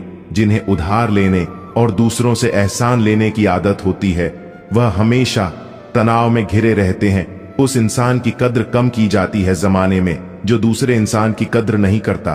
किसी को इतना भी सर पर मत बैठा लेना कि सर दर्द बन जाए, और किसी की इतनी भी खुशामद मत करना कि वह आपके लिए बेकदर हो जाए। आईने में जो दिखता है उसके अलावा किसी और पर आंख मूंद कर भरोसा मत करना, क्योंकि जो आज तक आपकी कदर करना नहीं छोड़ रहे हो सकता है कल आपको बेइज्जत करने में कोई कसर ना छोड़े। दूर रहना उन लोगों से जो आपकी कदर तब तक करते हैं जब तक काम हो। जल्दबाजी में कोई भी फैसला ना ले, क्योंकि जल्दबाजी में लिया गया फैसला अक्सर गलत हो जाता है। अपने पंखों पर भरोसा रख, हवाओं के भरोसे तो पतंगे उड़ा करती हैं। यहाँ गरीब जमीन पर पड़ी रोटी भी हंसी खुशी खा लेता है, वहां अमीर हाथ से मिली रोटी की भी कदर नहीं करता। जो मिला नहीं उसे पाने की ख्वाहिश जरूर करना, पर जो मिला है उसकी बेकदरी कभी मत करना। प्यार का असर उस रिश्ते में खत्म हो जाता है जहां एक दूसरे की कद्र करना कम हो जाता है। जिन्हें जो कहना है कहने दो, उनको हम नहीं, वक्त जवाब देगा। वक्त के साथ सब बदल जाते हैं यार, प्यार और हालत भी। क्यों भरोसा करता है तू गैरों पर, जबकि चलना है अपने ही पैरों पर। जिन्हें नींद से प्यार है वह सुहाने सपने देखते रहते हैं, पर जिन्हें अपने सपनों की कदर है उन्हें नींद तक नहीं आती। जहां रहने के लिए घर मिल जाए पर घर के लोगों से कदर ना मिले, ऐसे घर पर रहने से अच्छा सड़क पर रहना है। श्रीमद् भगवद गीता में भगवान श्री कृष्ण कहते हैं कि हे अर्जुन, जो ना कभी हर्षित होता है, ना किसी से द्वेष करता है, ना शोक करता है, ना कामना करता है, जो शुभ और अशुभ संपूर्ण कर्मों का त्यागी है, वह ज्ञानी मनुष्य मुझको अति प्रिय है। मुझे पाने के 3 तरीके हैं, ध्यान योग, ज्ञान योग और कर्म योग, और इन सब में कर्म योग सबसे प्रधान है। जिस प्रकार मनुष्य अपने पुराने वस्त्रों को त्याग कर नए वस्त्र धारण करता है, ठीक उसी प्रकार आत्मा पुराने व्यर्थ शरीर को त्याग कर नए शरीर को धारण करता है। यही प्रकृति का नियम है। इस सत्य को स्वीकार करके भय मुक्त होकर आज में जीना चाहिए। जो मनुष्य मुझे जान लेता है, उसके लिए इस संसार में और कुछ भी जानना शेष नहीं रहता। ऐसा मनुष्य जन्म मरण के बंधनों से मुक्त हो जाता है।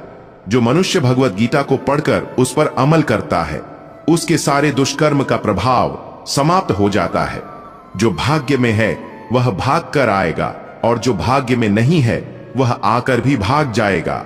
जैसे हवा के झोंके नाव को भटका देते हैं, वैसे ही मनुष्य की इच्छाएं बुद्धि को भटका देती हैं। कान्हा कहते हैं, खुशी के लिए काम करोगे तो खुशी नहीं मिलेगी, लेकिन खुश होकर काम करोगे तो खुशी जरूर मिलेगी। यह चिंता छोड़िए कि लोग आपके बारे में क्या सोच रहे हैं। वे तो स्वयं इस चिंता में डूबे हैं कि आप उनके बारे में क्या सोच रहे हैं। बिना झुके खाली होना लगभग नामुमकिन है।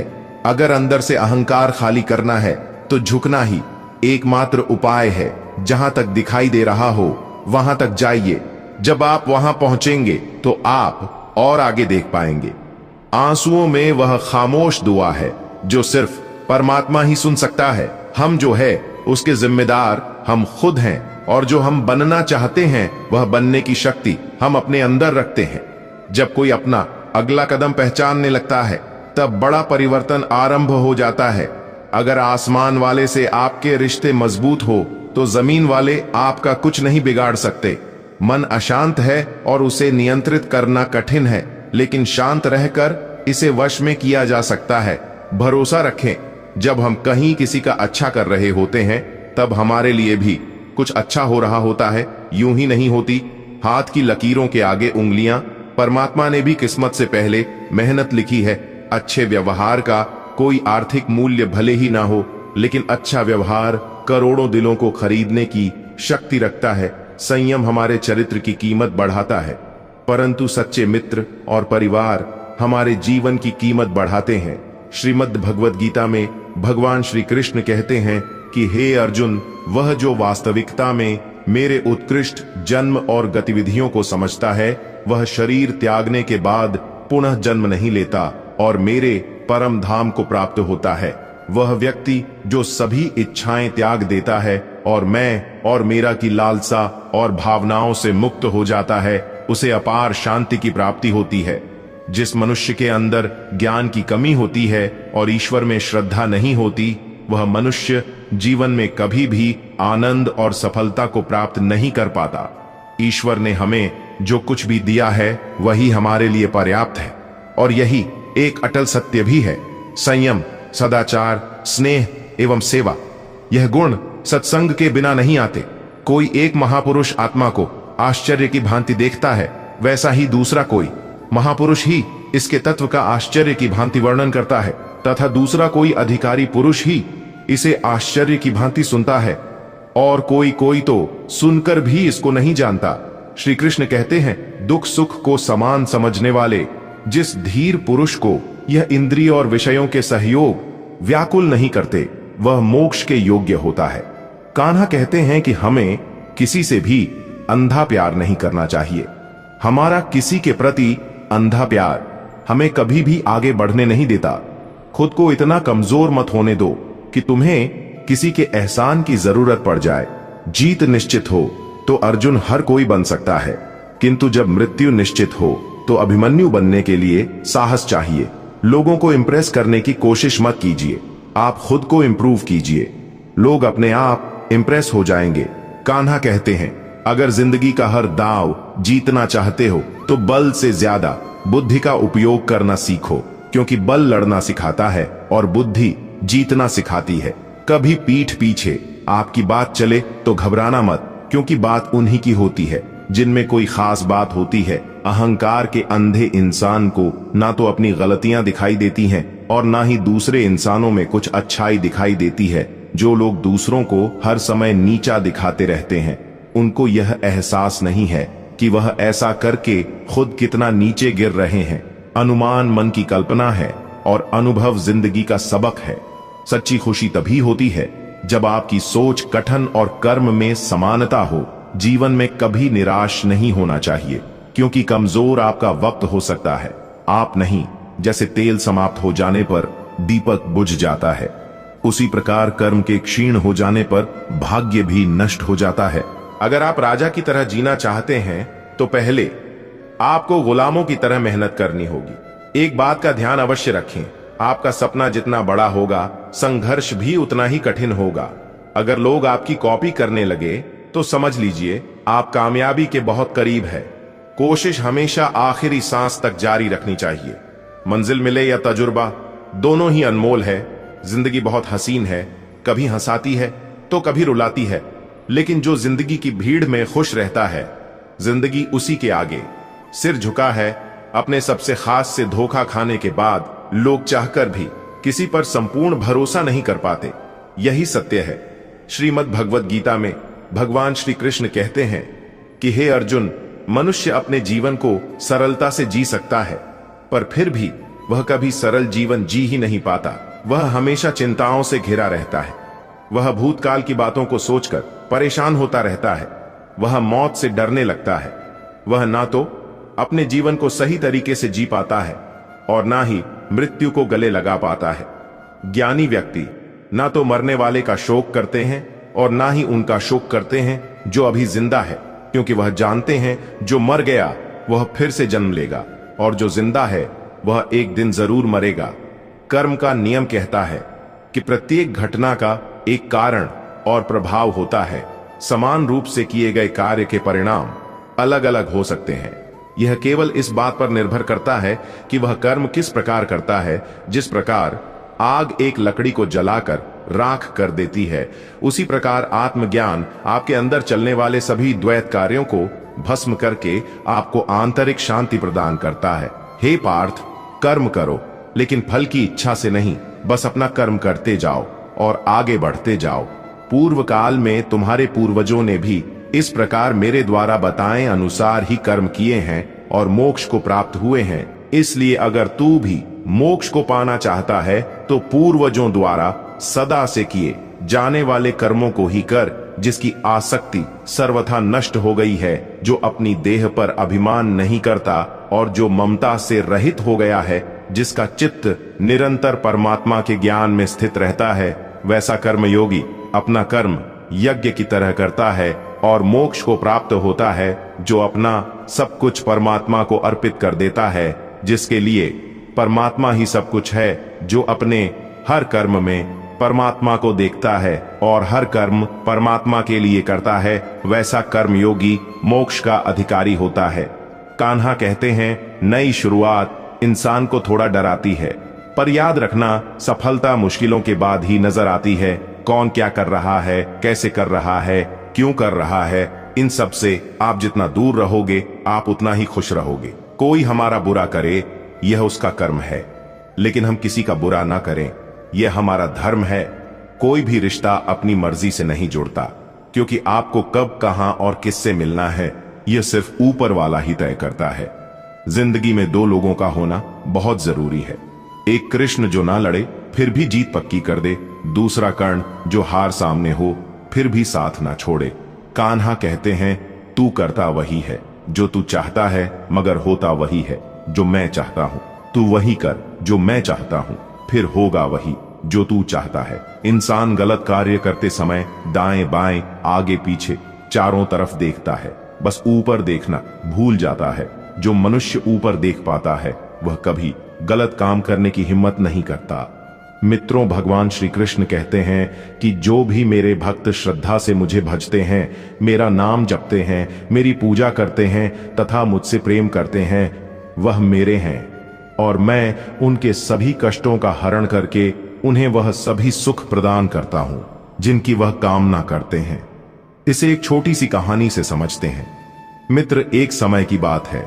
भोला नाम का एक आदमी शहर की एक छोटी सी गली में रहता था। वह मेडिकल की दुकान चलाता था। सारी दवाइयों की उसे अच्छी जानकारी थी। पूरी दुकान खुद संभालता था, इसलिए कौन सी दवा कहां रखी है उसे अच्छी तरह पता था। वह पूरी ईमानदारी से अपना काम करता था। ग्राहकों को सही दवा सही दाम पर देता था। सब कुछ अच्छा होने के बाद भी भोला नास्तिक था। भगवान में उसका जरा भी विश्वास नहीं था। वह पूरा दिन दुकान पर काम करता और शाम को परिवार तथा दोस्तों के साथ समय गुजारता था। उसे ताश खेलने का बहुत शौक था। जब भी समय मिलता दोस्तों के साथ ताश खेलने बैठ जाता था। एक दिन वह दुकान पर था, तभी कुछ दोस्त आए और तभी भारी बारिश भी शुरू हो गई। रात हो गई थी, लेकिन सभी बारिश थमने का इंतजार कर रहे थे। बिजली भी चली गई थी। बैठे बैठे क्या करें, सोचा मोमबत्ती की रोशनी में ताश ही खेल लेते हैं। सारे दोस्त दुकान में ताश खेलने बैठ गए। सभी ताश खेलने में मग्न थे। तभी एक बच्चा भागता हुआ आया। वह पूरी तरह भीग चुका था। उसने जेब से दवा की एक पर्ची निकाली और भोले से दवा मांगी। भोला खेल में मग्न था। उसने पहली बार में तो ध्यान ही नहीं दिया।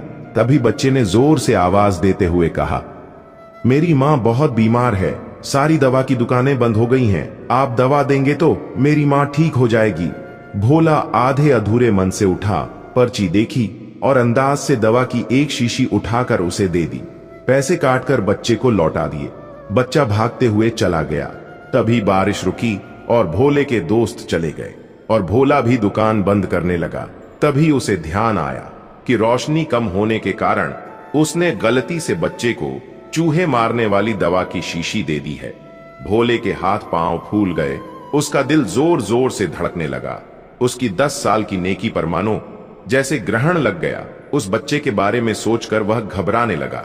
सोचा, यदि यह दवाई उसने अपनी बीमार मां को दे दी तो वह अवश्य मर जाएगी। बच्चा भी बहुत छोटा होने के कारण उस दवाई को तो पढ़ना भी नहीं जानता होगा। एक पल वह अपनी इस भूल को कोसने लगा और ताश खेलने की अपनी आदत को छोड़ने का निश्चय कर लिया। पर यह बात तो बाद के बाद देखी जाएगी। अब क्या किया जाए? उस बच्चे का पता ठिकाना भी तो वह नहीं जानता। कैसे उसकी बीमार मां को बचाया जाए? सच में कितना विश्वास था उस बच्चे की आंखों में। भोला को कुछ सूझ नहीं रहा था। घर जाने की उसकी इच्छा मर गई और बेचैनी उसे घेरे हुए थे। घबराहट में वह इधर उधर देखने लगा। पहली बार उसकी नजर दीवार के उस कोने में गई जहां उसके पिता ने जिद करके भगवान श्री कृष्ण की तस्वीर दुकान के उद्घाटन के वक्त लगाई थी। तब पिता ने कहा था, भगवान की भक्ति में बहुत शक्ति होती है, वह हर जगह व्याप्त है और हमें सदैव अच्छे कार्य करने की प्रेरणा देता है। भोला को वह सारी बातें याद आने लगी। आज उसने इस अद्भुत शक्ति को आजमाना चाहा। उसने कई बार अपने पिता को भगवान की तस्वीर के सामने हाथ जोड़कर आंखें बंद करते हुए पूजा करते देखा था। उसने भी आज पहली बार कमरे के कोने में रखी उस धूल भरी कृष्ण की तस्वीर को देखा और आंखें बंद दोनों हाथों को जोड़कर वहीं बैठ गया। कुछ देर बाद वह छोटा बच्चा फिर दुकान में आया। भोला ने पसीना पूछते हुए उसने कहा, क्या बात है बेटा, तुम्हें क्या चाहिए? बच्चे की आंखों से पानी छलकने लगा। उसने रोते रोते कहा, बाबूजी, मां को बचाने के लिए मैं दवाई की शीशी लेकर भागता जा रहा था। घर के करीब पहुंच भी गया था, लेकिन बारिश की वजह से आंगन में पानी भरा था और मैं फिसल गया। दवाई गिर गई। क्या आप मुझे वही दवाई की दूसरी शीशी दे सकते हैं बाबूजी? बच्चे ने उदास होकर कहा, क्यों नहीं? भोले ने राहत की सांस ली, पर उस बच्चे ने हिचकिचा हुए कहा, मेरे पास दवाई की शीशी लेते हुए कहा, बाबूजी मेरे पास तो पैसे नहीं है। भोला को उस पर दया आई। कोई बात नहीं, तुम यह दवाई ले जाओ और अपनी मां को बचाओ। जाओ जल्दी करो, और हां, अब की बार जरा संभल कर जाना। भोला भगवान को धन्यवाद देता हुआ अपने हाथों में उस धूल भरी तस्वीर को लेकर साफ करने लगा और अपने सीने से लगा लिया।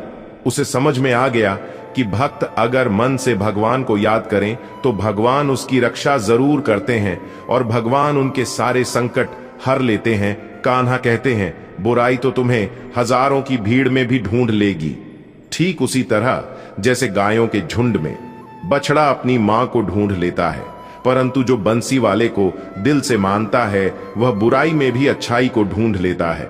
ज्यादा हंसने और बोलने वाला व्यक्ति अगर चुप हो जाए तो समझ लेना चाहिए कि वह भीतर से टूट चुका है।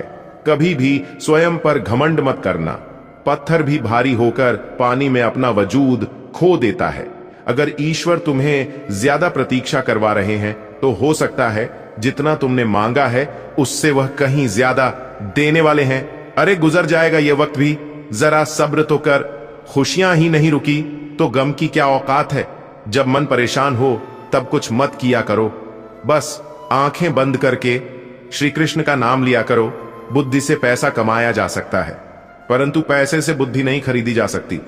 सब अपना सा लगता है। सिर्फ बातों से औरों के लिए जीते थे तो किसी को शिकायत न थी। थोड़ा सा अपने लिए क्या सोचा। जमाना दुश्मन बन गया। जिंदगी का तजुर्बा है कि छोटा आदमी बड़े मौके पर काम आ सकता है और बड़ा आदमी छोटी सी बात पर औकात दिखा देता है। कोई भी आपके हाथ से तो छीन सकता है, लेकिन आपके भाग्य से नहीं।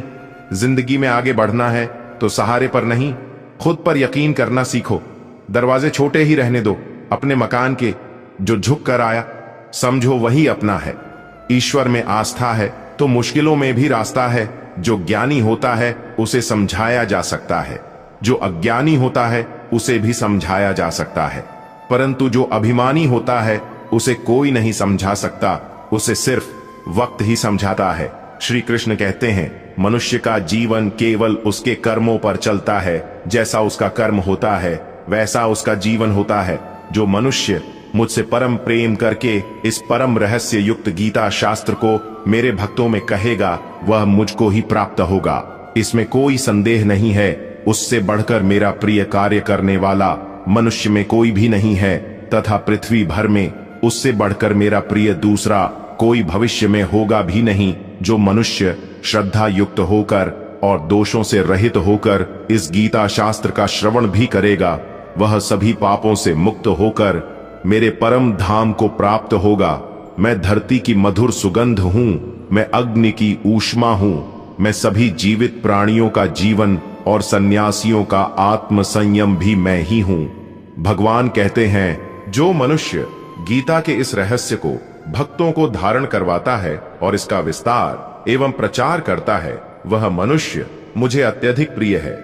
कान्हा कहते हैं, अपनी परेशानी की वजह दूसरों को मानने से आपकी परेशानियां कभी कम नहीं हो सकती हैं। जब भी अचानक आपके प्रति किसी व्यक्ति का व्यवहार बदल जाए तो समझ लीजिए कि वह व्यक्ति आपसे कुछ चाहता है। विज्ञान कहता है जीभ पर लगी चोट सबसे जल्दी ठीक होती है, लेकिन ज्ञान कहता है कि जीभ से लगी चोट कभी ठीक नहीं होती। रात की मुट्ठी में एक सुबह भी है। शर्त यह है कि पहले जी भर के अंधेरा तो देख लो। याद रखिए, सबसे बड़ा अपराध अन्याय सहना और गलत के साथ समझौता करना है। इंसान दो वजह से बदल जाता है, या तो कोई खास उसकी जिंदगी में आ जाए या कोई बहुत खास उसकी जिंदगी से चला जाए। कोई नहीं देखता आपके आंसू, किसी को नहीं दिखती आपकी उदासी, कोई नहीं समझता आपकी पीड़ा। पर है ना अजीब बात कि सबको दिखती है आपकी गलतियां। दुनिया के चार स्थान कभी नहीं भरते, समुद्र, शमशान तृष्णा का घड़ा और मनुष्य का मन धुआं भी ढूंढ ही लेता है अपना वजूद, कभी तो खुद को खोकर, कभी हवा का होकर। अच्छे इंसान में भी एक बुरी बात है कि वह हमेशा दूसरों को अपने जैसा समझ लेता है। यूं तो कोई सबूत नहीं है कि कौन किसका क्या है। यह दिल के रिश्ते तो बस यकीन से चलते हैं। इंसान का सबसे बड़ा दुश्मन उसका दिमाग होता है। पकड़ पकड़ कर लाता है उन लम्हों की यादों को जो तकलीफ देते हैं। हमारा व्यवहार गणित के शून्य की तरह होना चाहिए, जो स्वयं में तो कोई कीमत नहीं रखता, लेकिन दूसरों के साथ जुड़ने पर उसकी कीमत बढ़ा देता है। सिक्के हमेशा आवाज करते हैं, मगर नोट हमेशा खामोश रहते हैं। इसलिए जब आपकी कीमत बढ़े तो शांत रहिए। अपनी हैसियत का शोर मचाने का जिम्मा आपसे कम कीमत वालों के लिए है। जमाने की नजर में थोड़ा सा अकड़ कर चलना सीख लो। हम जैसा दिल लेकर फिरोगे तो लोग जलाते ही रहेंगे। लोग आईना कभी भी ना देखते। अगर आईने में चित्र की जगह चरित्र दिखाई देता, पूरा बचपन हैंडराइटिंग सुधारने में गुजर गया और जिंदगी कीबोर्ड पर बीत रही है। आप किसी की तारीफ कितनी भी कर सकते हो, लेकिन बेइज्जती हमेशा नाप तोल कर करना, क्योंकि यह वह उधार है जो हर कोई ब्याज सहित चुकाने के लिए मरा जाता है। जिंदगी में हद से ज्यादा खुशी और हद से ज्यादा गम किसी को मत बताना, क्योंकि दुनिया बड़ी जालिम है। हद से ज्यादा खुशी पर नजर और हद से ज्यादा गम पर नमक लगाती है। अंधेरे में मोमबत्ती और मुसीबतों में उम्मीद जिंदगी में बहुत काम आती है। सदैव अपने पैरों पर खड़े होने का प्रयास करें, किसी और के भरोसे मत रहे, क्योंकि इस संसार में किसी के भी जीवन का कोई भरोसा नहीं। यह बात बिल्कुल सच है कि आप बहुत सारी चीजों में परफेक्ट नहीं है, लेकिन यह बात भी बिल्कुल सच है कि बहुत सारी चीजें आपके बिना परफेक्ट नहीं है। जो काम सबसे ज्यादा महत्वपूर्ण और कठिन है, सबसे पहले उसको करो। जीवन में जो कुछ भी होता है वह किसी न किसी वजह से होता है। या तो वह आपको कुछ बनाकर जाता है या फिर कुछ सिखा कर जाता है। मतलब ना हो तो लोग बोलना तो दूर, देखना भी छोड़ देते हैं। इसलिए अपेक्षा सिर्फ खुद से रखिए। रास्ते कभी खत्म नहीं होते, बस लोग हिम्मत हार जाते हैं। तैरना सीखना है तो पानी में उतरना ही पड़ेगा। यूं किनारे पर बैठकर कोई गोताखोर नहीं बनता। श्री कृष्ण कहते हैं, अगर थोड़े से आराम को छोड़ने से व्यक्ति एक बड़ी खुशी को देख पाता है, तो एक समझदार व्यक्ति को चाहिए कि वह थोड़े से आराम को छोड़कर बड़ी खुशी को हासिल करने का प्रयास करें। जीवन की यात्रा में विश्वास आपको पोषण देता है। अच्छे काम एक घर की तरह है, ज्ञान दिन की रोशनी की तरह है और सजगता आपको सुरक्षा देती है। खतरा दुश्मनों से नहीं, आसपास के लोगों से है, क्योंकि नाव बाहर के पानी से नहीं, अंदर के छेद के कारण डूबती है। स्वास्थ्य सबसे बड़ा उपहार है, संतोष सबसे बड़ी संपत्ति है और वफादारी सबसे अच्छा रिश्ता है। आपके पास जो कुछ भी है उसे बड़ा चढ़ाकर मत बताइए और ना ही दूसरों से ईर्ष्या कीजिए। जो दूसरों से ईर्ष्या करता है उसे मन की शांति नहीं मिलती। दुनिया हमेशा से प्रशंसा करने और दोष निकालने का रास्ता ढूंढती आई है। यही होता आया है और यही होता रहेगा। जो व्यक्ति स्वयं से सच्चा प्यार करता है वह कभी दूसरे व्यक्ति को चोट नहीं पहुंचाता। जो व्यक्ति विचलित करने वाले विचारों से मुक्त होते हैं उन्हें शांति अवश्य प्राप्त होती है। बड़ी बड़ी बातें करने वाले बातों में ही रह जाते और हल्के से मुस्कुराने वाले बहुत कुछ कर जाते हैं। एक पल लगता है रिश्तों का मजाक उड़ाने में, लेकिन हम भूल जाते हैं जिंदगी रिश्तों से ही सजती और समृद्धि है। मन में जो है साफ साफ कह देना चाहिए, क्योंकि सच बोलने से फैसले होते हैं और झूठ बोलने से फासले होते हैं। सुबह की नींद इंसान के इरादों को कमजोर बनाती है। मंजिल को हासिल करने वाले कभी देर तक सोया नहीं करते। हर किसी को दिल में उतनी ही जगह दो जितनी वह देता है, वरना या तो खुद रोओगे या वह तुम्हें रुलाएगा। कामयाब होने के लिए अपनी मेहनत पर यकीन करना होगा, क्योंकि किस्मत तो जुए में आजमाई जाती है। अपनी ऊर्जा को चिंता करने में खत्म करने से बेहतर है इसका उपयोग समाधान ढूंढने में किया जाए। प्रेरणा का सबसे बड़ा स्रोत आपके अपने विचार हैं, इसलिए बड़ा सोचे और खुद को जीतने के लिए प्रेरित करें। कर्मों का गणित बड़ा सीधा और सरल है। कर भला तो हो भला, कर बुरा तो हो बुरा। जो मनुष्य जीभ पाकर भी श्री राधा कृष्ण का कीर्तन नहीं करता, वह दुर्बुद्धि मनुष्य मोक्ष की सीढ़ी पाकर भी उस पर चढ़ने की चेष्टा नहीं करता। दुख भोगने वाला आगे चलकर सुखी हो सकता है, मगर दूसरों को दुख देने वाला कभी सुखी नहीं हो सकता। अपने अंदर करुणा रखो, आवेग नहीं, क्योंकि मेघ की वर्षा से पुष्प खिलते हैं। मित्रों, मुझे विश्वास है कि इस वीडियो से आपने बहुत कुछ सीखा होगा। अगर आपको यह वीडियो पसंद आया हो तो कृपया इसे लाइक करें और अपने दोस्तों के साथ शेयर करें। कमेंट में जय श्री राधे कृष्ण लिखना ना भूलें। ऐसे ही और ज्ञानवर्धक वीडियो देखने के लिए हमारे चैनल को सब्सक्राइब करें और घंटी का बटन भी दबाएं।